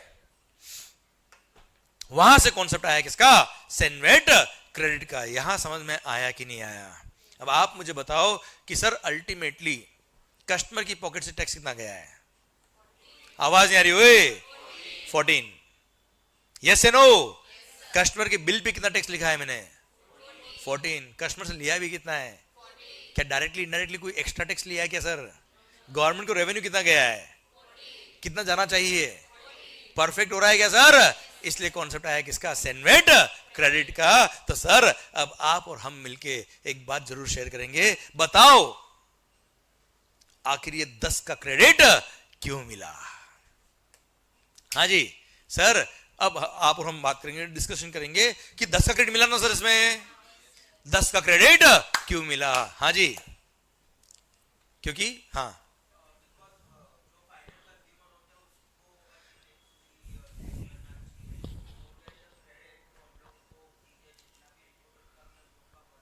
Correct, yes. और मल्टीपल टैक्सेशन और कैस्केडिंग इफेक्ट को हटाने के लिए सर, क्योंकि अगर क्रेडिट नहीं मिलता तो क्या होता, हमारी कॉस्ट 110 होती सर, आउटपुट की वैल्यू 150 हो जाती बच्चों, और अल्टीमेटली वही 15 रुपये का लगता पूरी वैल्यू पे टैक्स। तो मल्टीपल टैक्स होता, कैस्केडिंग इफेक्ट होता। हाँ है ना भाई। और क्या आंसर हो सकता है सर, हमने परचेस पे टैक्स पे किया है। अरे यस नो सर, हम सब बहुत सारे लोग क्या बोलते हैं कॉमन सेंस में कि सर परचेस पे टैक्स पे किया इसलिए क्रेडिट मिलता है। Yes no. थोड़ा सा इसको और फिनिशिंग से बात करते हैं सर। आपने जो बातें बोली उन सबको मर्ज करके मैं सिंगल लाइन में बात बोल दूं क्या सारी, पक्का। 10 का क्रेडिट क्यों मिला, क्योंकि टैक्स जो लग रहा है वो पूरे 140 पे लग रहा है। अगर आपको मेरी बात पहुंच रही तो हूं करना पड़ेगा, तो मुझे समझ में आएगा कि मेरी बात आप तक पहुंच रही है पूरी। क्योंकि लोगों के अलार्म बज रहे बेटा, क्योंकि सुबह उठने का टाइम मोस्टली होता होगा और आज तो हम क्लास में बैठे हैं सर। गुड। तो सर अल्टीमेटली 140 पे टैक्स लग रहा है। क्या बोला सर, 140 पर टैक्स लग रहा है, विच इंक्लूड्स 100। अच्छा सर, यस नहीं आ रहा है sir. Which includes 100 on which we have already paid the tax. आप एक एक लाइन को एक्सेप्ट करते जाइए। हाँ, मंगल जो बोल रहा सही है कि नहीं सर। टैक्स जो लग रहा है वो पूरे 140 पे लग रहा है, which includes 100 on which we have already paid the tax. और वापस से पूरे 140 इंक्लूडिंग 100 पे टैक्स लग रहा है यार। अगर क्रेडिट नहीं मिला तो मल्टीपल टैक्स हो जाएगा, कैस्केडिंग इफेक्ट हो जाएगा। So to avoid the multiple taxation and cascading effect, 10 का क्रेडिट मिला। हाँ है ना सर, पक्का, क्लियर। अच्छा सर एक बार वापस रिपीट करेंगे क्या, 10 का क्रेडिट क्यों मिला। मैं बोलता हूं, आप लोग बोलिए 10 का क्रेडिट क्यों मिला। ध्यान ना, ये लाइन ऐसी है, ये मंत्र है जिससे मैं पूरा जीएसटी खत्म कर दूंगा सर। 10 का क्रेडिट क्यों मिला। जितने भी मेरे पास्ट स्टूडेंट से मिलोगे सर, जब भी मिलोगे ना ये 10 का क्रेडिट क्यों मिला, आप समझ जाएंगे कि हाँ अपने स्टूडेंट है सर। हाँ है ना, ये इतना जोरदार कॉन्सेप्ट है सर। और ये अभी से नहीं सर, जब से मैंने पढ़ाना शुरू किया था आपसे मैं पढ़ा रहा हूँ, क्योंकि सेनवर्ड क्रेडिट हो या जीएसटी हो, कॉन्सेप्ट सेम ही रहने वाला है। अभी थोड़ी देर बाद बात करेंगे इसके बारे में। तो मालिक आखिर ये 10 का क्रेडिट, क्योंकि टैक्स जो लग रहा है पूरे 140 पे लग रहा है, which includes 100 on which we have already paid the tax. और वापस से पूरे 140 इंक्लूडिंग 100 पे टैक्स लग रहा है. So to avoid the multiple taxation and cascading effect 10 का क्रेडिट मिला. हाँ है ना भाई? क्लियर? अच्छा सर कभी ये याद नहीं करना कि परचेज पे टैक्स पे किया इसलिए क्रेडिट मिलता है. वो सही है पर परफेक्ट नहीं है. एंड सही is not enough, perfection is required. Okay तो सर आखिर परचेज पे टैक्स पे किया क्रेडिट नहीं मिलता है, केवल उस वजह से क्रेडिट नहीं मिलता है. उसके एक एग्जांपल लेता मैं आपसे. मान लो देखो आवाज अगर नहीं है मैं गलत भी पढ़ा सकता हूं बेटा, ठीक है, ऐसा कंफ्यूज कर दूंगा. सर मान लो आपने जो आउटपुट गुड्स बनाया वो क्या है? एग्जेम्प्ट है मालिक. क्या है सर? आपके आउटपुट गुड्स पे एक्साइज नहीं लगने वाला है, एक्साइज एग्जेम्प्ट है. ओके आपने इनपुट परचेज किया 100 में. अच्छा मान लो you are a manufacturer of marker, तो मैं बनाता हूं, you are a manufacturer of pen बेटा. हाँ है ना भाई? तो सर आपने पेन बनाया है. क्या बनाया सर? पेन. पेन पे एक्साइज क्या है? एग्जेम्प्ट. क्लियर? अब पेन पे एक्साइज एग्जेम्प्ट है ना यार, उसके लिए आपने प्लास्टिक परचेज किया.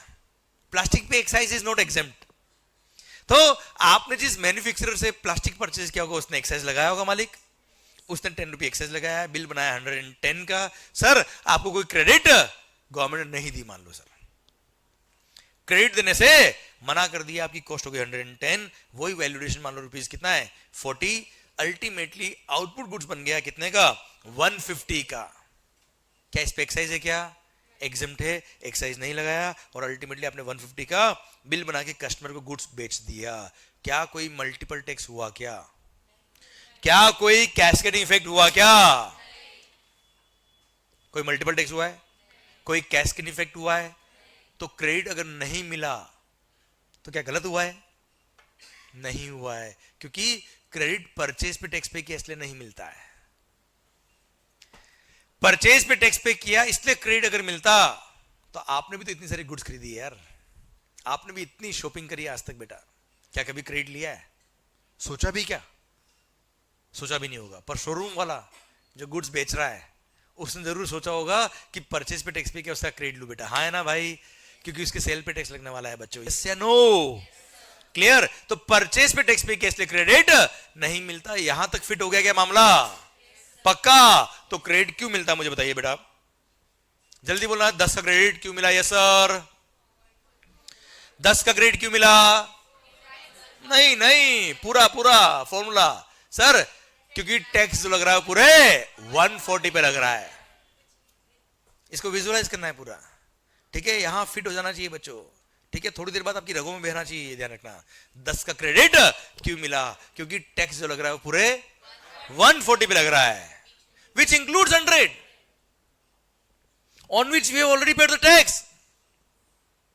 और वापस से पूरे 140 इंक्लूडिंग 100 पे टैक्स लग रहा है. So to avoid the multiple taxation and cascading effect 10 का क्रेडिट मिला.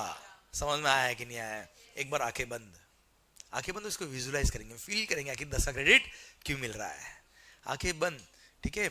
सर 10 का क्रेडिट क्यों मिला? अच्छा आंखें किसी की खुल गई बीच में तो वो यहां आके बोलेगा और हम सब उसको देखेंगे फिर, ठीक है सर? पॉइंट मेरा आपसे ये, आखिर ये 10 का क्रेडिट क्यों मिला? जस्ट फील इट, क्योंकि टैक्स जो लग रहा है वो पूरे 140 पे लग रहा है सर, 140 पे लग रहा है. Just feel it. 140 दिख रहा है आपको, ठीक है? आपको बोलना नहीं, आप केवल सुनिए और फील करिए. आखिर टैक्स जो लग रहा है वो पूरे 140 पे लग रहा है यार, which includes 100 यार, on which we have already paid the tax. और वापस से पूरे 140 इंक्लूडिंग 100 पे टैक्स लग रहा है. आप देखिए यार मल्टीपल टैक्स हो जाएगा, कैस्केडिंग इफेक्ट हो जाएगा अगर क्रेडिट नहीं मिला तो. इसलिए to avoid the multiple taxation and cascading effect 10 का क्रेडिट मिला. ओम शांति शांति. धीरे से आंख खुलना बेटा. अबे सो गया क्या वो सर? यार बहुत सारे लोग सर ये तो बहुत अच्छा लगा सर 5 मिनट सर, 1 मिनट ऐसा सर सूज में 5 बजे उठ के सर हमको पढ़ना पड़ा. तो sir ultimately multiple taxation and cascading effect को हटाने के लिए 10 का क्रेडिट मिला. यहां तक समझ में आया कि नहीं आया? अच्छा, जैसा मैंने आपको बोला कि सैनवेट हो या वेट हो, फंडामेंटल इज एब्सोल्युटली सेम। तो एक काम करते हैं, एक बार एग्जांपल प्रैक्टिकल और सैनवेट और वेट दोनों का साथ में ले लें क्या बेटा यार? हाँ, आपके माइंड में कुछ चल रहा है? कोई डाउट? हाँ, देखिए, अगर इनका पॉइंट है सर कैस्केडिंग इफेक्ट वाला, वापस बात एक बार देखते हैं। अगर हमको 10 का क्रेडिट नहीं मिलता, 10 का क्रेडिट नहीं मिलता तो मेरी कॉस्ट होती कितनी बेटा? 110। मैंने वैल्यूडेशन किया कितना? 40। टोटल कितना होता बेटा? 150। अब अगर टैक्स लगता है पूरे 150 पर, तो 150 में तो 10 रुपये भी तो है भाई, और उस 10 पे भी 10% अगर एक्साइज लगता, तो that is called cascading effect. So to avoid the multiple taxation and cascading effect, 10 का क्रेडिट मिला। क्लियर? पक्का? Good, okay. चलिए, अब एक दो बातें मैं कर लूं क्या मेरे हिसाब से? ओके, तो सैनवेट हो या वेट हो, फंडामेंटल इज एब्सोल्युटली सेम, जैसा मैंने आपको बोला है बेटा। हाँ है ना मालिक? तो देखते हैं वो फंडामेंटल कैसे एब्सोल्युटली सेम है। एक एग्जांपल लेते सर, ले लेंगे एग्जांपल। चलो, ये रहा सैनवेट प्लस वेट। अब प्रैक्टिकली क्या होता था पहले? If you are a manufacturer, if you are a, तो सिंस आपने गुड्स बनाया है, इसलिए क्या लगेगा? Central excise duty. पर गुड्स बेचा भी तो है आपने, बेचा है मतलब सेल किया है। On sale of goods state government charges the state sales tax, जिसको कहते थे क्या? वेट। हाँ है ना भाई? Sales tax is called VAT. Clear मालिक? तो सर दोनों टैक्स लगते थे on supply of goods if manufacturer is selling the goods बेटा। हाँ है ना भाई? ओके सर, तो आपने सपोज इनपुट परचेज किया। क्या परचेज किया अगेन? कितने में? 100 में। सर जिससे परचेज किया वो कौन था? मैन्युफैक्चरर। कौन था मालिक? उसने 10 रुपये एक्साइज लगाया होगा बच्चों। 10% is the rate of excise. कितना हो गया? 10। अच्छा, ये 10% मैंने एग्जांपल लिया बेटा, ठीक है ना सर? कितना हो गया? 110।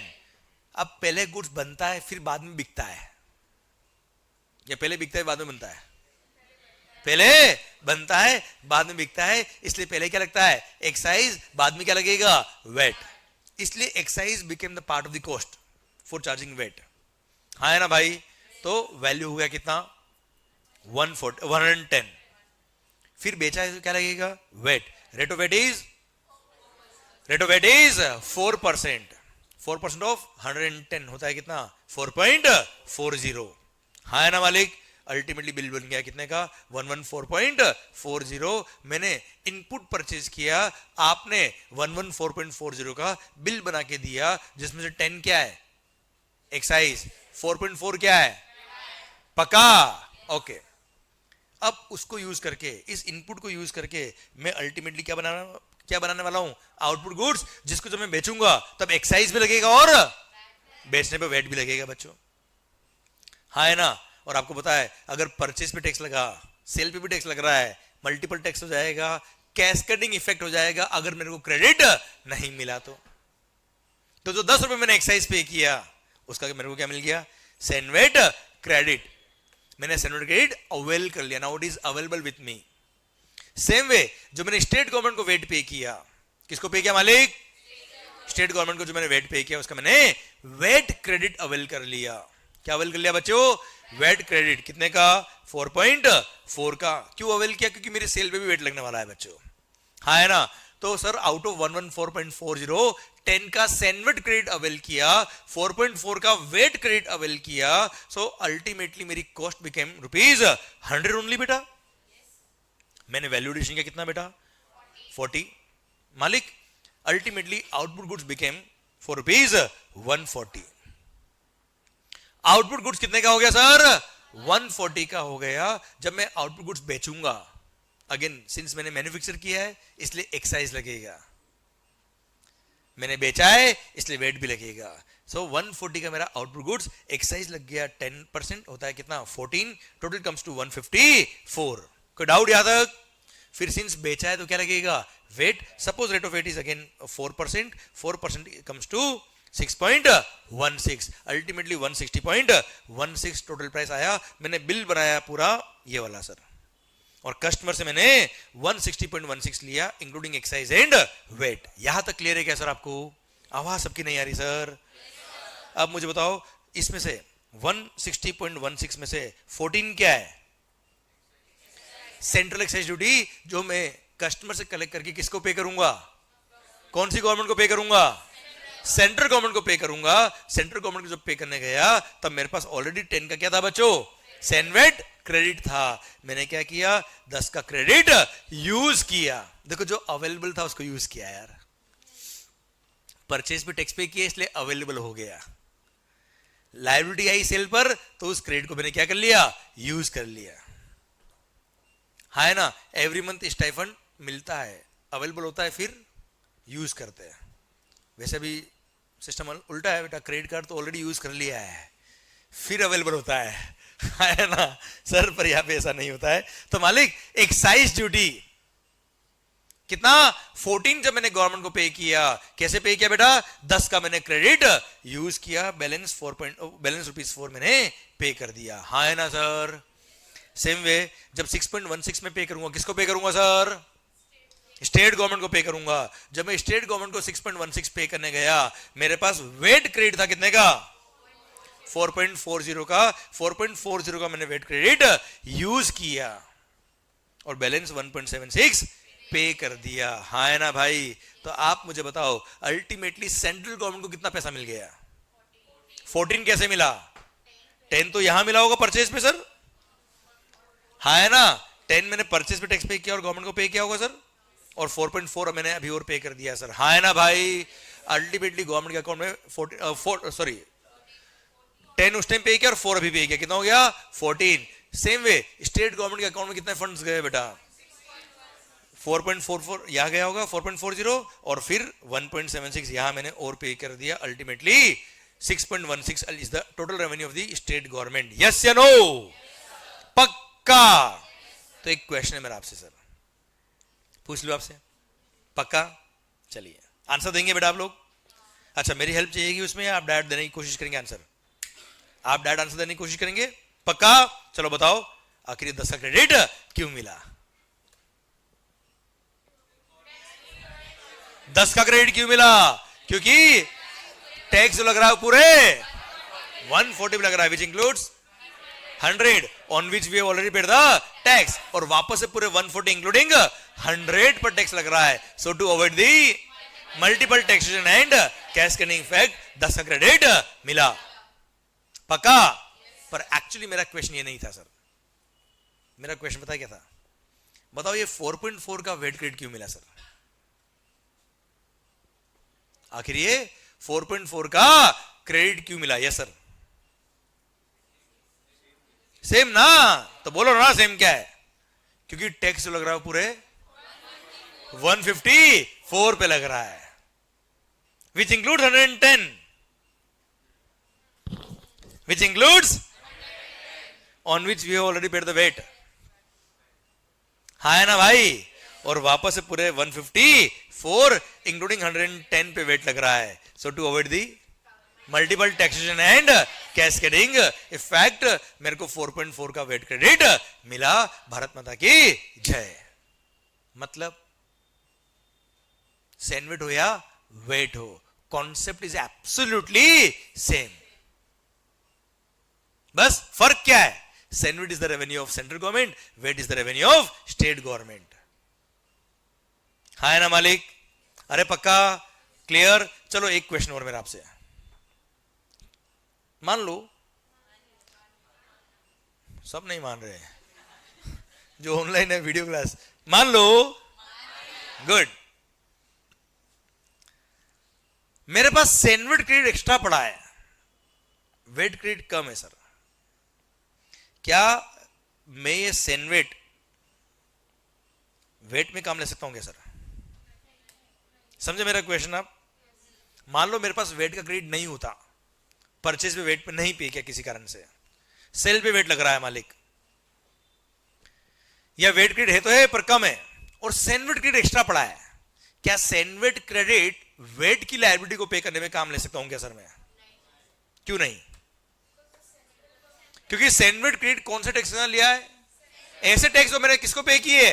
सेंट्रल गवर्नमेंट को। और वेट किसको पे करना है? स्टेट गवर्नमेंट को। क्या जो टैक्स सेंट्रल गवर्नमेंट को पे किया, क्या कभी स्टेट गवर्नमेंट उसका क्रेडिट देगी बेटा? नहीं। इसलिए मेरे को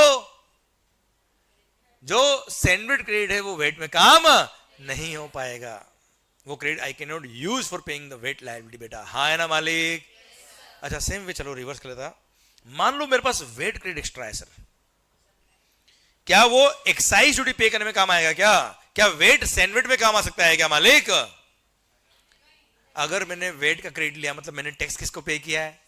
स्टेट गवर्नमेंट को पे किया है। Will the sandwich government allow the credit? Never. Clear? Tax पे किया स्टेट गवर्नमेंट का, how the credit will be allowed by central government बेटा? हाँ है ना भाई? इसलिए सैंडविच वेट में काम नहीं आएगा, वेट सैंडविच में काम नहीं आएगा। Both are two different revenue of the different governments बच्चों। हाँ है ना मालिक?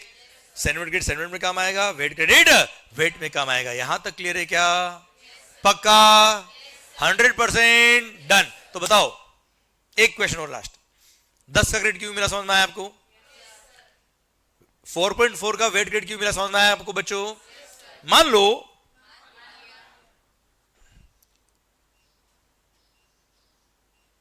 तो मानने से पहले एक बात और, क्या जरूरी है कि मैंने परचेज पे टैक्स पे किया इसलिए क्रेडिट मिलता है? क्या जरूरी है कि मैंने परचेज पे टैक्स पे किया तो क्रेडिट मिलना ही मिलना है? नहीं। पक्का? 100% क्लियर ना? अच्छा ये तो ऑब्वियस बन गया होगा ना बेटा अभी तो, है ना? ऑब्वियस है सर, ऑब्वियस ही बात है। अच्छा जरूरी क्या सैंडविच क्रेडिट मिला तो वेट क्रेडिट भी मिलेगा ही मिलेगा?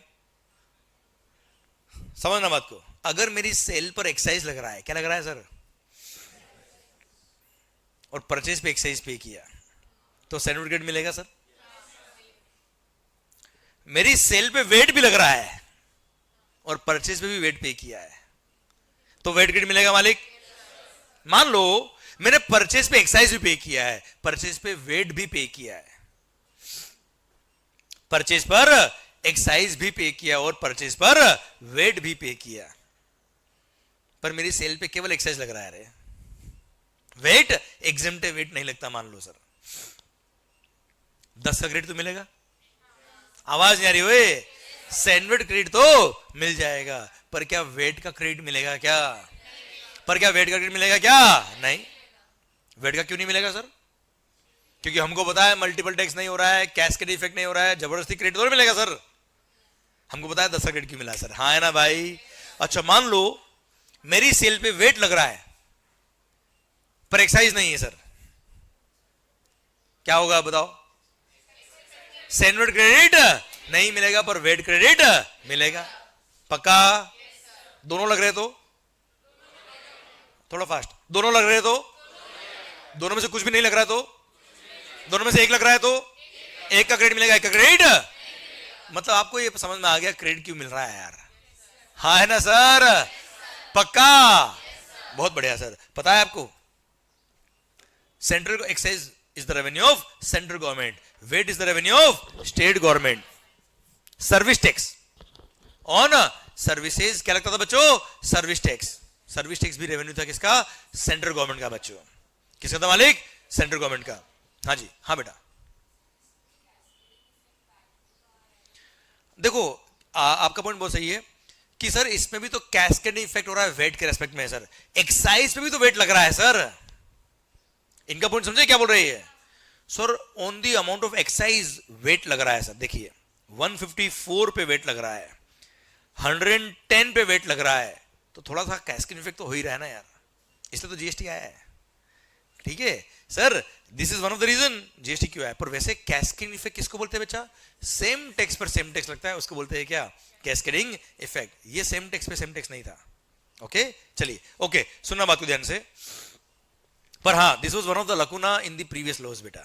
ओके यस, हाँ यहां तक बात समझे क्या आप? तो on manufacture of the goods excise लगता था बच्चों, हूं करो। ऑन सेल ऑफ गुड्स क्या लगता था बच्चों? VAT, revenue of state government. On providing services क्या लगता था बच्चों? Service tax, which is the revenue of again central government. और पता है एक्साइज हो या सर्विस टैक्स हो, both are the revenue of central government बेटा। एक्साइज हो या service tax, both are the revenue of the central government. और सर खास बात, जब सेंट्रल गवर्नमेंट को आप एक्साइज भी दे रहे हो, सेंट्रल गवर्नमेंट को आप सर्विस टैक्स भी दे रहे हो, तो दोनों का क्रेडिट दोनों के लिए मिलना चाहिए ना यार। दोनों का क्रेडिट दोनों के लिए मिलना चाहिए ना यार। वेट का क्रेडिट एक्साइज में नहीं मिलेगा, एक्साइज का क्रेडिट वेट में नहीं मिलेगा। क्यों? सेंट्रल गवर्नमेंट और स्टेट गवर्नमेंट बेटा। पर यहां पे दोनों कौन है? सेंट्रल गवर्नमेंट है ना यार। क्रेडिट मिलना चाहिए बच्चों, बिल्कुल मिलता था, कोई दिक्कत वाली बात नहीं थी। इसलिए सर्विस टैक्स हो या एक्साइज हो, दोनों का क्रेडिट दोनों के लिए मिलता था। मतलब अगर मैं सर्विसेज प्रोवाइड कर रहा हूं, क्या प्रोवाइड कर रहा बच्चा मैं? सर्विसेज पे क्या लगेगा? Service tax. और मैंने परचेज पे अगर एक्साइज पे किया हुआ है, कोई लैपटॉप परचेज किया मैंने, उसके परचेज पे क्या पे किया बेटा मैंने? एक्साइज। तो एक्साइज का क्रेडिट मेरे को सर्विसेज के लिए मिलेगा सर्विस टैक्स पे करते वक्त बच्चों। हाँ है ना भाई? सेम वे अगर मैं मैन्युफैक्चरर हूं, कौन बेटा मैं गुड्स बना के बेचता हूं। अब गुड्स बना के बेचने के लिए मैंने इंजीनियरिंग सर्विसेज ली, अकाउंटिंग सर्विसेज ली, मार्केटिंग सर्विसेज ली, जिन पे मैंने क्या पे किया? Service tax. अल्टीमेटली मेरे बिजनेस में काम आया, मेरी कॉस्ट का पार्ट बन रहा है। एक्साइज की लायबिलिटी पे करते वक्त वो सर्विस टैक्स का सैन्युअल क्रेडिट मेरे को मिलेगा, कोई दिक्कत वाली बात नहीं है। हाँ है ना सर? इसलिए पता है, परचेज ऑफ गुड्स या परचेज ऑफ सर्विस पर एक्साइज पे किया या सर्विस टैक्स पे किया, दोनों का क्रेडिट मिलता था। और भूल जाओ कि परचेज पे एक्साइज पे किया या सर्विस टैक्स पे किया, दोनों को एक ही अकाउंट में डालते थे। नाम क्या था बेटा? CENVAT credit account. हाँ है ना सर? एक्साइज हो या सर्विस टैक्स हो, एक ही बॉक्स में डाला बेटा, मिक्स कर दिया। अब सेल पे एक्साइज लगे या सर्विस टैक्स लगे, वो बॉक्स यूज आ जाएगा बच्चा, वो अकाउंट यूज आ जाएगा बच्चों। हाँ है ना मालिक? तो एक काम करते, ये लो सर, सर्विस टैक्स, एक्साइज और वेट, तीनों को साथ ले लूं क्या बेटा मैं एक बार? तीनों को एक एग्जांपल के लिए साथ में ले लूं मैं आपके लिए। चलिए मान लो मैंने इनपुट परचेज किया, आईएन मतलब इनपुट, सीजी मतलब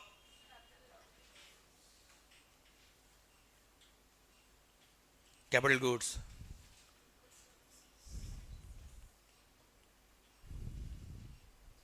आईएनएस मतलब इनपुट सर्विसेज। मैंने मशीन भी परचेज किया होगा बेटा, रॉ मटेरियल भी परचेज किया, आप सबसे कंसल्टेंसी सर्विसेज भी ली। कितने में ली सर? 100 में ली मालिक। सर्विसेज पे मैंने सर्विस टैक्स पे किया होगा, गुड्स पे मैंने एक्साइज पे किया होगा। Suppose rate of tax is 10% बेटा, कितना होता है? 10, टोटल कम्स टू 110। ठीक है। अच्छा, सर्विसेज पर कभी वेट नहीं लगता था बेटा, सर्विसेज पे only service tax, no wait.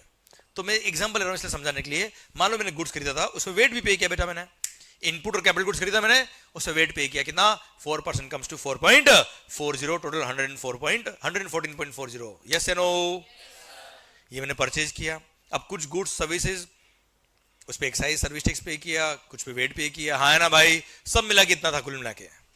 ठीक है सर। अब मैं सेल पर मेरा आउटपुट गुड्स भी हो सकता है जो मैन्युफैक्चर करूंगा मैं, और सर्विसेज अगर दी तो सर्विस टैक्स भी हो सकता है बच्चों। हाँ है ना भाई? अब मेरे सेल पर आउटपुट गुड्स हो या आउटपुट सर्विस हो, एक्साइज लगे या सर्विस टैक्स लगे? क्या बोला सर?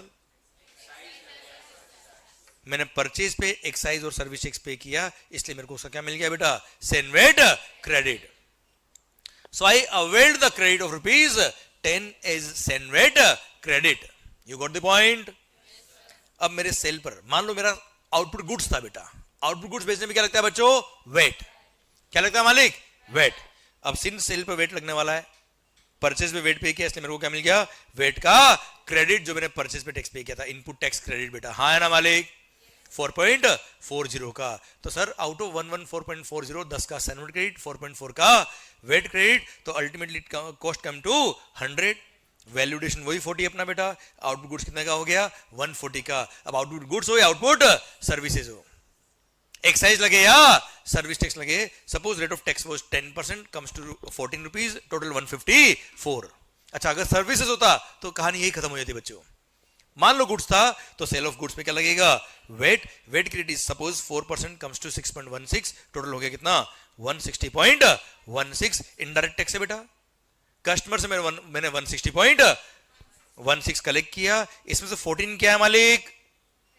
एक्साइज या सर्विस टैक्स। और एक्साइज या सर्विस टैक्स सेंट्रल गवर्नमेंट को पे करना है, तो 14 जब गवर्नमेंट को पे करूंगा, क्या कैसे पे करूंगा, बोलो बोलो, 10 का सेंट्रल के मैंने क्या किया, यूज कर लिया, बैलेंस 4 पे कर दिया। 6.16 क्या है मालिक, वेट, स्टेट गवर्नमेंट को पे करूंगा 4.40 वेट क्रेडिट यूज करूंगा, और 1.76 गवर्नमेंट को पे कर दूंगा। भारत माता की जय। कोई डाउट, पक्का, 100% डन। तो सैंडविच प्लस वेट फंडामेंटल समझ में आया कि नहीं आया आपको? एक्साइज हो, सर्विस टैक्स हो या वेट हो, समझ में आया कि नहीं आया मालिक? पक्का पक्का। ओके, अब सुनना एक बात और ध्यान से, अब पूरे दिन मेरी तरफ। मालिक ये 10 का क्रेडिट क्यों मिला, 4.4 का वेट क्रेडिट क्यों मिला, यहां तक शायद बात आपको पूरी समझ में आ गई। क्लियर? तो परचेज पे टैक्स पे किया है, क्रेडिट मिलता है, कैसे मिलता है, कितना मिलता है, I hope you got the entire point. Clear? चलिए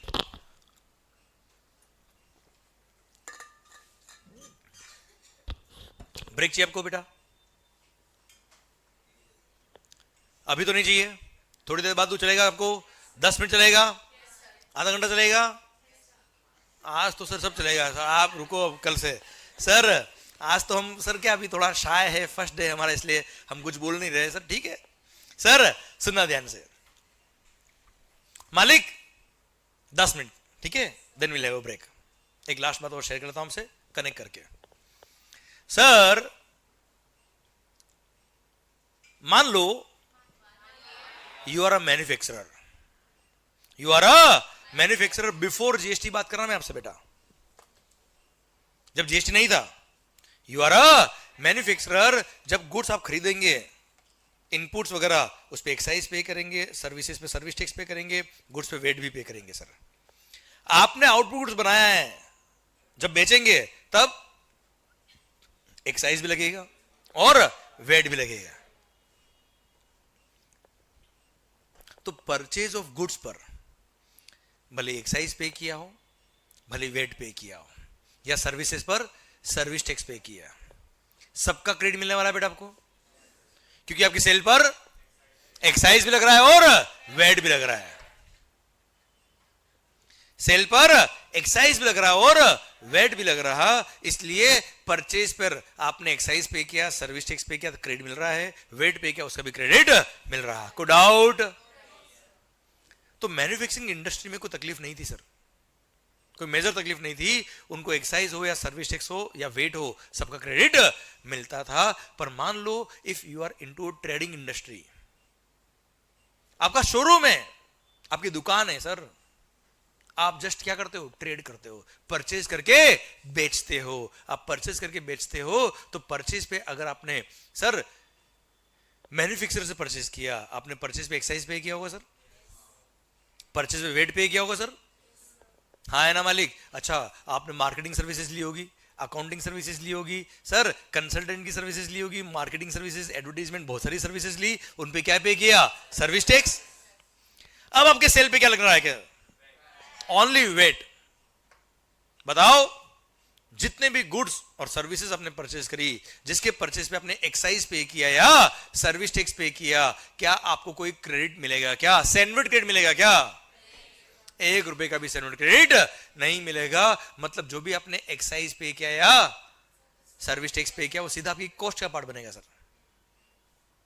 सपोज 1 लाख की कंसल्टिंग सर्विसेज ली, उसमें 15% आपने सर्विस टैक्स पे किया, कितना? 15%, कितना होता है? 15,000।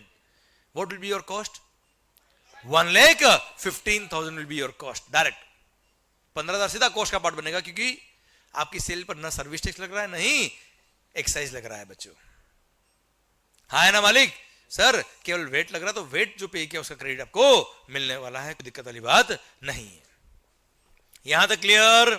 सेकंड बात, अगर आप एक ट्रेडर हो बेटा, कौन हो बेटा आप? ट्रेडर। तो जो परचेज पे वेट पे किया है, केवल उस वेट का क्रेडिट मिलने वाला है, कोई सर्विस टैक्स, कोई एक्साइज का कोई क्रेडिट नहीं मिलने वाला है। सोचे दिल कितना दुखेगा बेटा आपका, हाँ है ना सर? एक शोरूम वाले आप हो, आपने मैन्युफैक्चरर से एसी परचेज किए, उन एसी को आप बेचोगे, बेचने में वेट लगेगा, पर आपने जो एक्साइज पे किया, सर्विस टैक्स पे किया, सर्विसेज पर कोई क्रेडिट नहीं मिलने वाला है, कॉस्टिंग बढ़ने वाली है। आप कंसल्टेंट की सर्विसेज ले रहे हो 1 लाख की, उसमें 15,000 रुपए वो सर्विस टैक्स लगा रहा है, सीधा कॉस्ट है सर अपना। अच्छा 1 लाख का 1 लाख के लिए दिल नहीं दुखेगा, वो 15,000 जो है ना साहब, उधर दोगा अंदर जीवन भर। तो हम पता है कंसल्टेंट को क्या बोलते हैं, एक काम करना है, बिल कम का बना देना, बिल कम का बना लेना, बिल केवल 20,000 रुपए का बनाना, उस पर सर्विस टैक्स लगेगा उतना, मैं ठीक है सहन कर लूंगा, बाकी 80,000 रुपए कॉस्ट तू मेरे से कैश में ले लेना, अनरिकॉर्डेड। है ना, लोग करते थे अंडर बिलिंग सर। कारण क्या है, जो सर्विस टैक्स लग रहा है उसका कोई क्रेडिट नहीं मिलने वाला है, दुख जीवन का। सर ये ट्रेडिंग वालों का दुख। अब सोचिए आप एक सर्विस सप्लायर हो, मैं खुद कंसल्टेंट, मैं खुद कोचिंग पढ़ाता हूं सर। सर्विसेज भी क्या लगता है बच्चों, सर्विस टैक्स। बिफोर जीएसटी बात करा मैं आपसे सर, सर्विसेज भी क्या लग रहा है सर, सर्विस टैक्स। क्या वेट लगेगा, आवाज नहीं आ रही हुई, क्या वेट लगेगा, नहीं, क्या लगेगा केवल। अब मैंने अपनी कोचिंग सर्विसेज प्रोवाइड करने के लिए कैमरा परचेज किया, आईपैड परचेज किया, लैपटॉप परचेज किया, सिस्टम परचेज किया, ये लाइट एसी जो भी आपको दिख रहा है वो सब परचेज किया। सर्विसेज प्रोवाइड करने में काम आ रहा है सर, ये इन पे एक्साइज पे किया, क्या पे किया सर, क्रेडिट मिलेगा कि नहीं मिलेगा सर। सर्विसेज पे क्या लगने वाला है, सर्विस टैक्स। एक्साइज पे क्या, एक्साइज, बताओ क्रेडिट मिलेगा कि नहीं मिलेगा, क्रेडिट मिल जाएगा। मैंने वेट पे किया, क्या पे किया बेटा मैंने, क्या वेट का क्रेडिट मिलेगा बच्चों, आवाज नहीं आ रही हुई, 1 रुपए का भी वेट का क्रेडिट नहीं मिलेगा। हाँ मैंने आपसे कंसल्टिंग सर्विसेज ली, मार्केटिंग सर्विसेज ली, रिकॉर्डिंग क्लासेस की सर्विसेज ली, इन पे क्या पे किया, सर्विस टैक्स।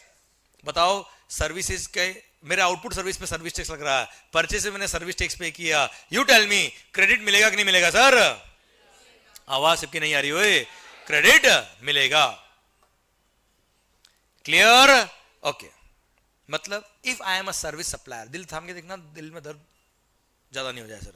सर पॉइंट मेरा आपसे ये है कि if I am a service supplier, if I am a services पे क्या लगने वाला है, सर्विस टैक्स, वेट नहीं लगेगा।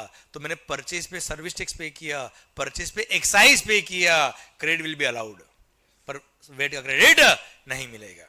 ओके, थोड़ा दुख बढ़ाऊं बेटा मैं जीवन का, देखना ध्यान से, वो दुख मेरा ही है सर। सर जब तक जीएसटी नहीं आया तब तक सर मैंने लोगों को हर साल पढ़ाता था 10 का क्रेडिट क्यों मिला, 10 का क्रेडिट क्यों मिला, खुद को ही नहीं मिल रहा था सर, देखना ध्यान से सर देखना ध्यान से। अब सर गवर्नमेंट ने क्या बोला, मंगल तूने लैपटॉप परचेज किया, कैमरा परचेज किया, लाइट परचेज किया, एसी परचेज किया, सिस्टम परचेज किया, इनके परचेज पे अगर एक्साइज पे किया, क्या पे किया बेटा, क्रेडिट मिलेगा, क्रेडिट मिलेगा। मैं भी बड़ा खुश हुआ, वो क्रेडिट मिलेगा मेरे को।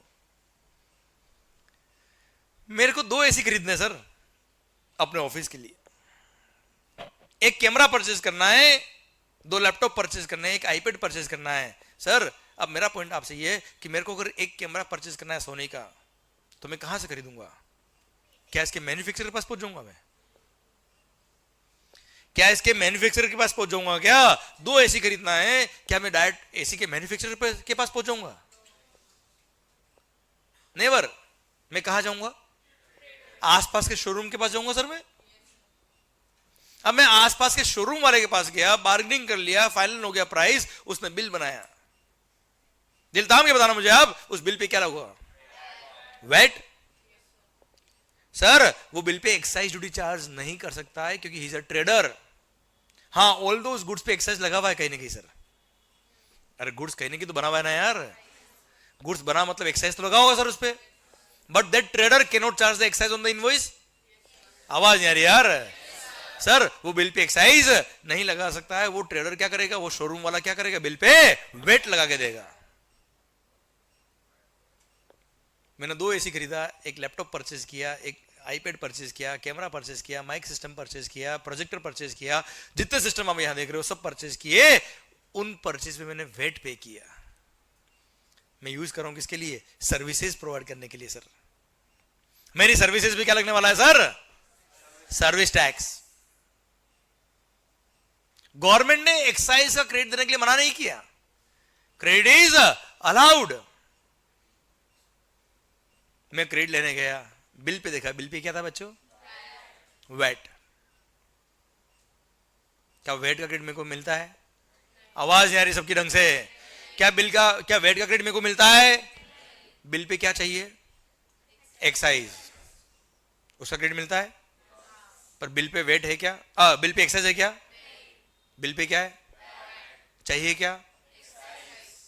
मतलब जो चाहिए वो है नहीं, जो है वो चाहिए नहीं। That's what the life was sir. Don't link it with the life, okay? अरे यस या नो सर।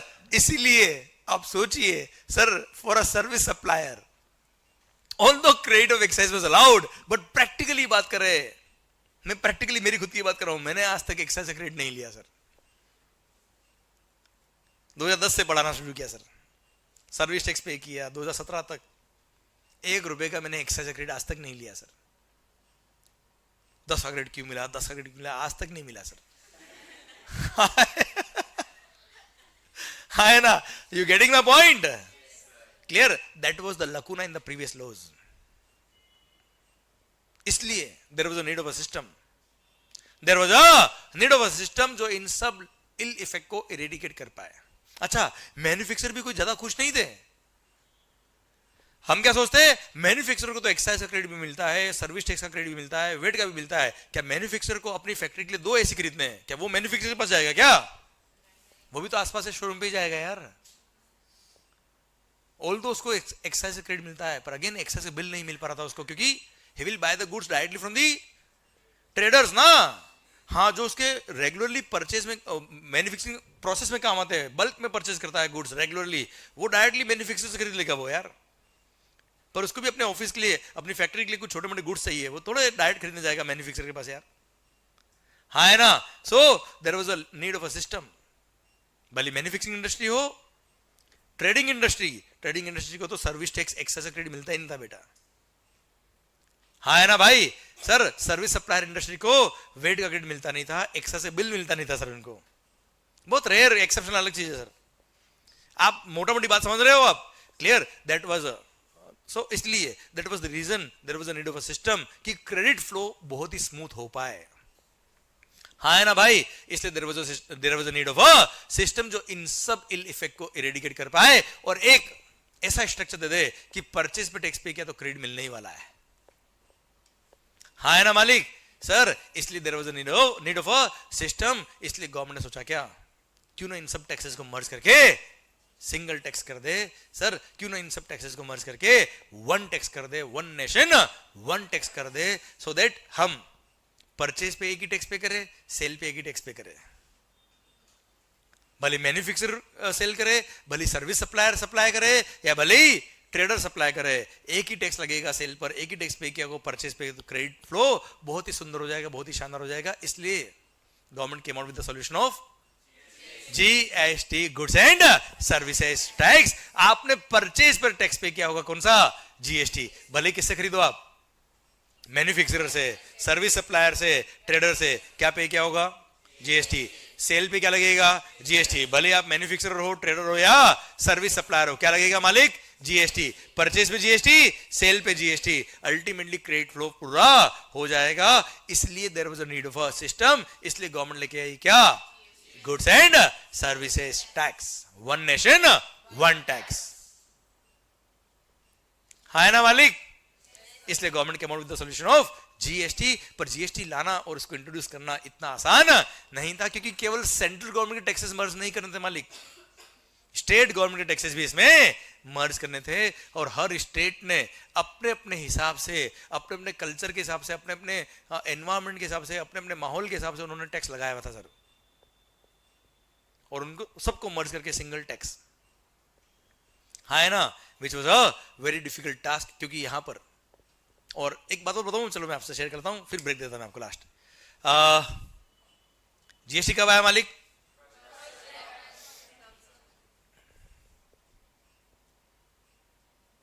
दिसंबर 2010,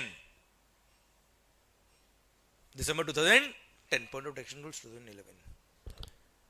यस, हाँ, दिसंबर 2010 पार्लियामेंट का सेशन चल रहा था सर, पार्लियामेंट का सेशन चल रहा था। आईसीएआई को, the institute of chartered accountant of India को एक लेटर आया पार्लियामेंट से कि हम देश के अंदर जीएसटी इंट्रोड्यूस करना चाह रहे हैं, ये हमारा ड्राफ्ट लो है। कांग्रेस गवर्नमेंट थी सर उस टाइम। मालिक कॉपी करके पेस्ट, क्योंकि प्रेशर था बहुत बड़ा ग्लोबल कि देश के अंदर टैक्सेशन नहीं है, टैक्स टेररिज्म है, इसलिए जीएसटी लेके आओ ऑन ग्लोबल स्टैंडर्ड्स। पर सर कोई तैयारी नहीं थी सर, कोई तैयारी नहीं थी। पप्पू समझ नहीं पाया जीएसटी का मतलब क्या होता है। अब मालिक रियलिटीज को समझना भाई, बात कोई पॉलिटिकल नहीं है सर, रियलिटीज क्या समझने की कोशिश करना आप लोग। सर कोई इन डेप्थ इसकी स्टडी नहीं हुआ, सिंगापुर वगैरह से कॉपी करके पेस्ट डायरेक्ट एक्ट बना दिया गया हिंदुस्तान के अंदर और बोल दिया गया आईसीआई को कि आप अपना डेलीगेशन भेजिए टू रिप्रेजेंट कि एक्ट कैसा है and how it will be implemented, how it will be implemented. And sir government ने क्या किया सर, आईसीआई का डेलीगेशन बुलाया साहब और इनफॉर्मली इंटीमेट कर दिया उस टाइम पे कि तुम रिप्रेजेंट कुछ भी करना, जीएसटी तो आएगा। पॉलिटिकल प्रेशर की वजह से जीएसटी तो आएगा, तुम कुछ भी कर लेना साहब। आईसीआई सेंट्रल काउंसिल मेंबर्स वगैरह कुछ डेलीगेशन हेड करते हुए पार्लियामेंट गए और पता है देश का पूरा इनडायरेक्ट टैक्स का टैक्सेशन सिस्टम चेंज हो रहा। 25 मिनट का वक्त दिया आईसीआई को, पूरा सिस्टम समझा देंगे कि क्या सही है क्या गलत है sir, which was an insult of the ICI. और बोल दिया इनफॉर्मली क्या, रिप्रेजेंट कुछ भी कर लो, जीएसटी तो आएगा। आईसीआई ने 5 मिनट रिप्रेजेंट किया बेटा, कितना, वो जब तक सरकार में था तब तक जीएसटी नहीं आया है सर। उन्होंने बोला ठीक है, वी आर एग्रीड कि there should be one nation one tax, global standard पे टैक्सेशन होना चाहिए, टैक्स टेररिज्म नहीं होना चाहिए। बट कॉपी करके पेस्ट, जिन कंट्री से आप कॉपी करके पेस्ट कर रहे हो मालिक, उससे बड़े तो हमारे स्टेट्स हैं। एक्साइज सर्विस टैक्स उसका कोई तकलीफ नहीं है, वो तो अभी भी एक ही है, सैंडविच क्रेडिट के थ्रू, चल नाम अलग अलग है सर। तकलीफ किसका था सर, वेट लॉस का। हर स्टेट ने अपने अपने हिसाब से अपने वेट लॉ ड्राफ्ट किए हुए हैं। यहां स्टेट चेंज करो लोगों की लैंग्वेज चेंज हो जाती है, या स्टेट चेंज करो लोगों का खाना चेंज हो जाता है, लोगों के कपड़े चेंज हो जाते हैं, लोगों के भगवान चेंज हो जाते हैं sir. And you want to bring the entire India at a single platform without the study of India, that copy करके पेस्ट। मुंबई का नरीमन पॉइंट, कोलकाता का जवेरी बाजार, दोनों मेट्रो सिटीज, दोनों की प्रॉपर्टी रेट्स कंपेरेबल नहीं है। How can you bring the entire India at a single platform. Her member of parliament, भले वो कांग्रेस हो या बीजेपी हो, every member of parliament was with ICAI और 5 मिनट में आईसीआई के साथ एग्री हो गया कि ये जीएसटी ना हो पाएगा। एंड सर जीवन में वो जीएसटी नहीं ले पाए और आईसीआई ने लास्ट में बोल दिया थैंक यू सो मच, आपने हमें 25 मिनट का वक्त दिया, हमने हमारा काम 5 मिनट कर दिखाया, देश के हमने 20 मिनट बचाया है। That's what the sea of India. हाँ है ना। और सर जब तक वो सरकार में था जीएसटी हो ही नहीं पाया सर, क्योंकि उसके लिए बहुत वर्किंग चाहिए यार, बात कोई पॉलिटिकल नहीं है सर। बात समझ में आया आपको, ये आवाज नहीं आ रहा है बट यस सर, सिस्टम को मर्ज किया गया, सिस्टम को स्टडी किया गया एंड अल्टीमेटली एक बोल्ड डिसीजन लेके जीएसटी को इंप्लीमेंट कर दिया। कब से, 1 जुलाई 2017 से। अब जीएसटी कैसे आया sir, one nation one tax, और बाद में बोला गया कि वन मार्केट। हाँ है ना भाई, ये धीरे धीरे समझ में आएगा, अभी ऐसा नहीं। मैंने वन मार्केट अब तक नहीं बोला है, क्योंकि आपको वन मार्केट कैसे हुआ नहीं बताया मैंने आपको अब तक, तो मैं हर एक चीज का लॉजिक बताऊंगा आपको। वन नेशन वन टैक्स भी अभी मेरे को समझाना बाकी पूरा अभी आपको, एंड देन वन मार्केट। और ऐसे इंट्रोड्यूस हुआ क्या जीएसटी विद द विजन की it will be good and simple tax for simplification of the businesses and taxation on the businesses. हाँ है ना भाई, जो हम पढ़ेंगे ब्रेक के बाद, और ब्रेक के बाद कंटिन्यू करेंगे how GST came into India. मैंने थोड़ा सा एक हिंट दे दिया जीएसटी को, थोड़ा सा टच कर दिया जीएसटी को, and then will continue with the GST. And sir I hope आपको समझ में आया क्या 10 क्रेडिट क्यों मिला। और जो आपने पढ़ा ना सर, सैंडविच क्रेडिट वेट में काम नहीं आएगा, वेट क्रेडिट सैंडविच में काम, ये वेस्ट नहीं होने वाला है। वही तो सीजीएसटी और एसजीएसटी है भाई, अरे हाँ है ना, जो हम पढ़ने वाले थोड़ी देर के बाद। तो सर आई होप यहां तक आपको क्लियर है बेटा, क्लियर, डन। अच्छा, ये जो क्लासरूम नोट्स में लिख रहा हूं सर, जो भी वीडियो क्लासेस में देख रहे हैं उनको गूगल ड्राइव पर मैं ये अपना क्लासरूम नोट्स का पूरा फाइल शेयर कर दूंगा on daily basis after the end of the lecture बेटा। ओके, सो आप लोगों को क्लासरूम नोट्स यहां लिखने हो साथ साथ मेरे, तो बात अलग है, अदरवाइज मैं फाइल आपको शेयर कर दूंगा। Okay, thank you so much, मिलते हैं ब्रेक के बाद, माहौल जबरदस्त शानदार। Okay, done, thank you.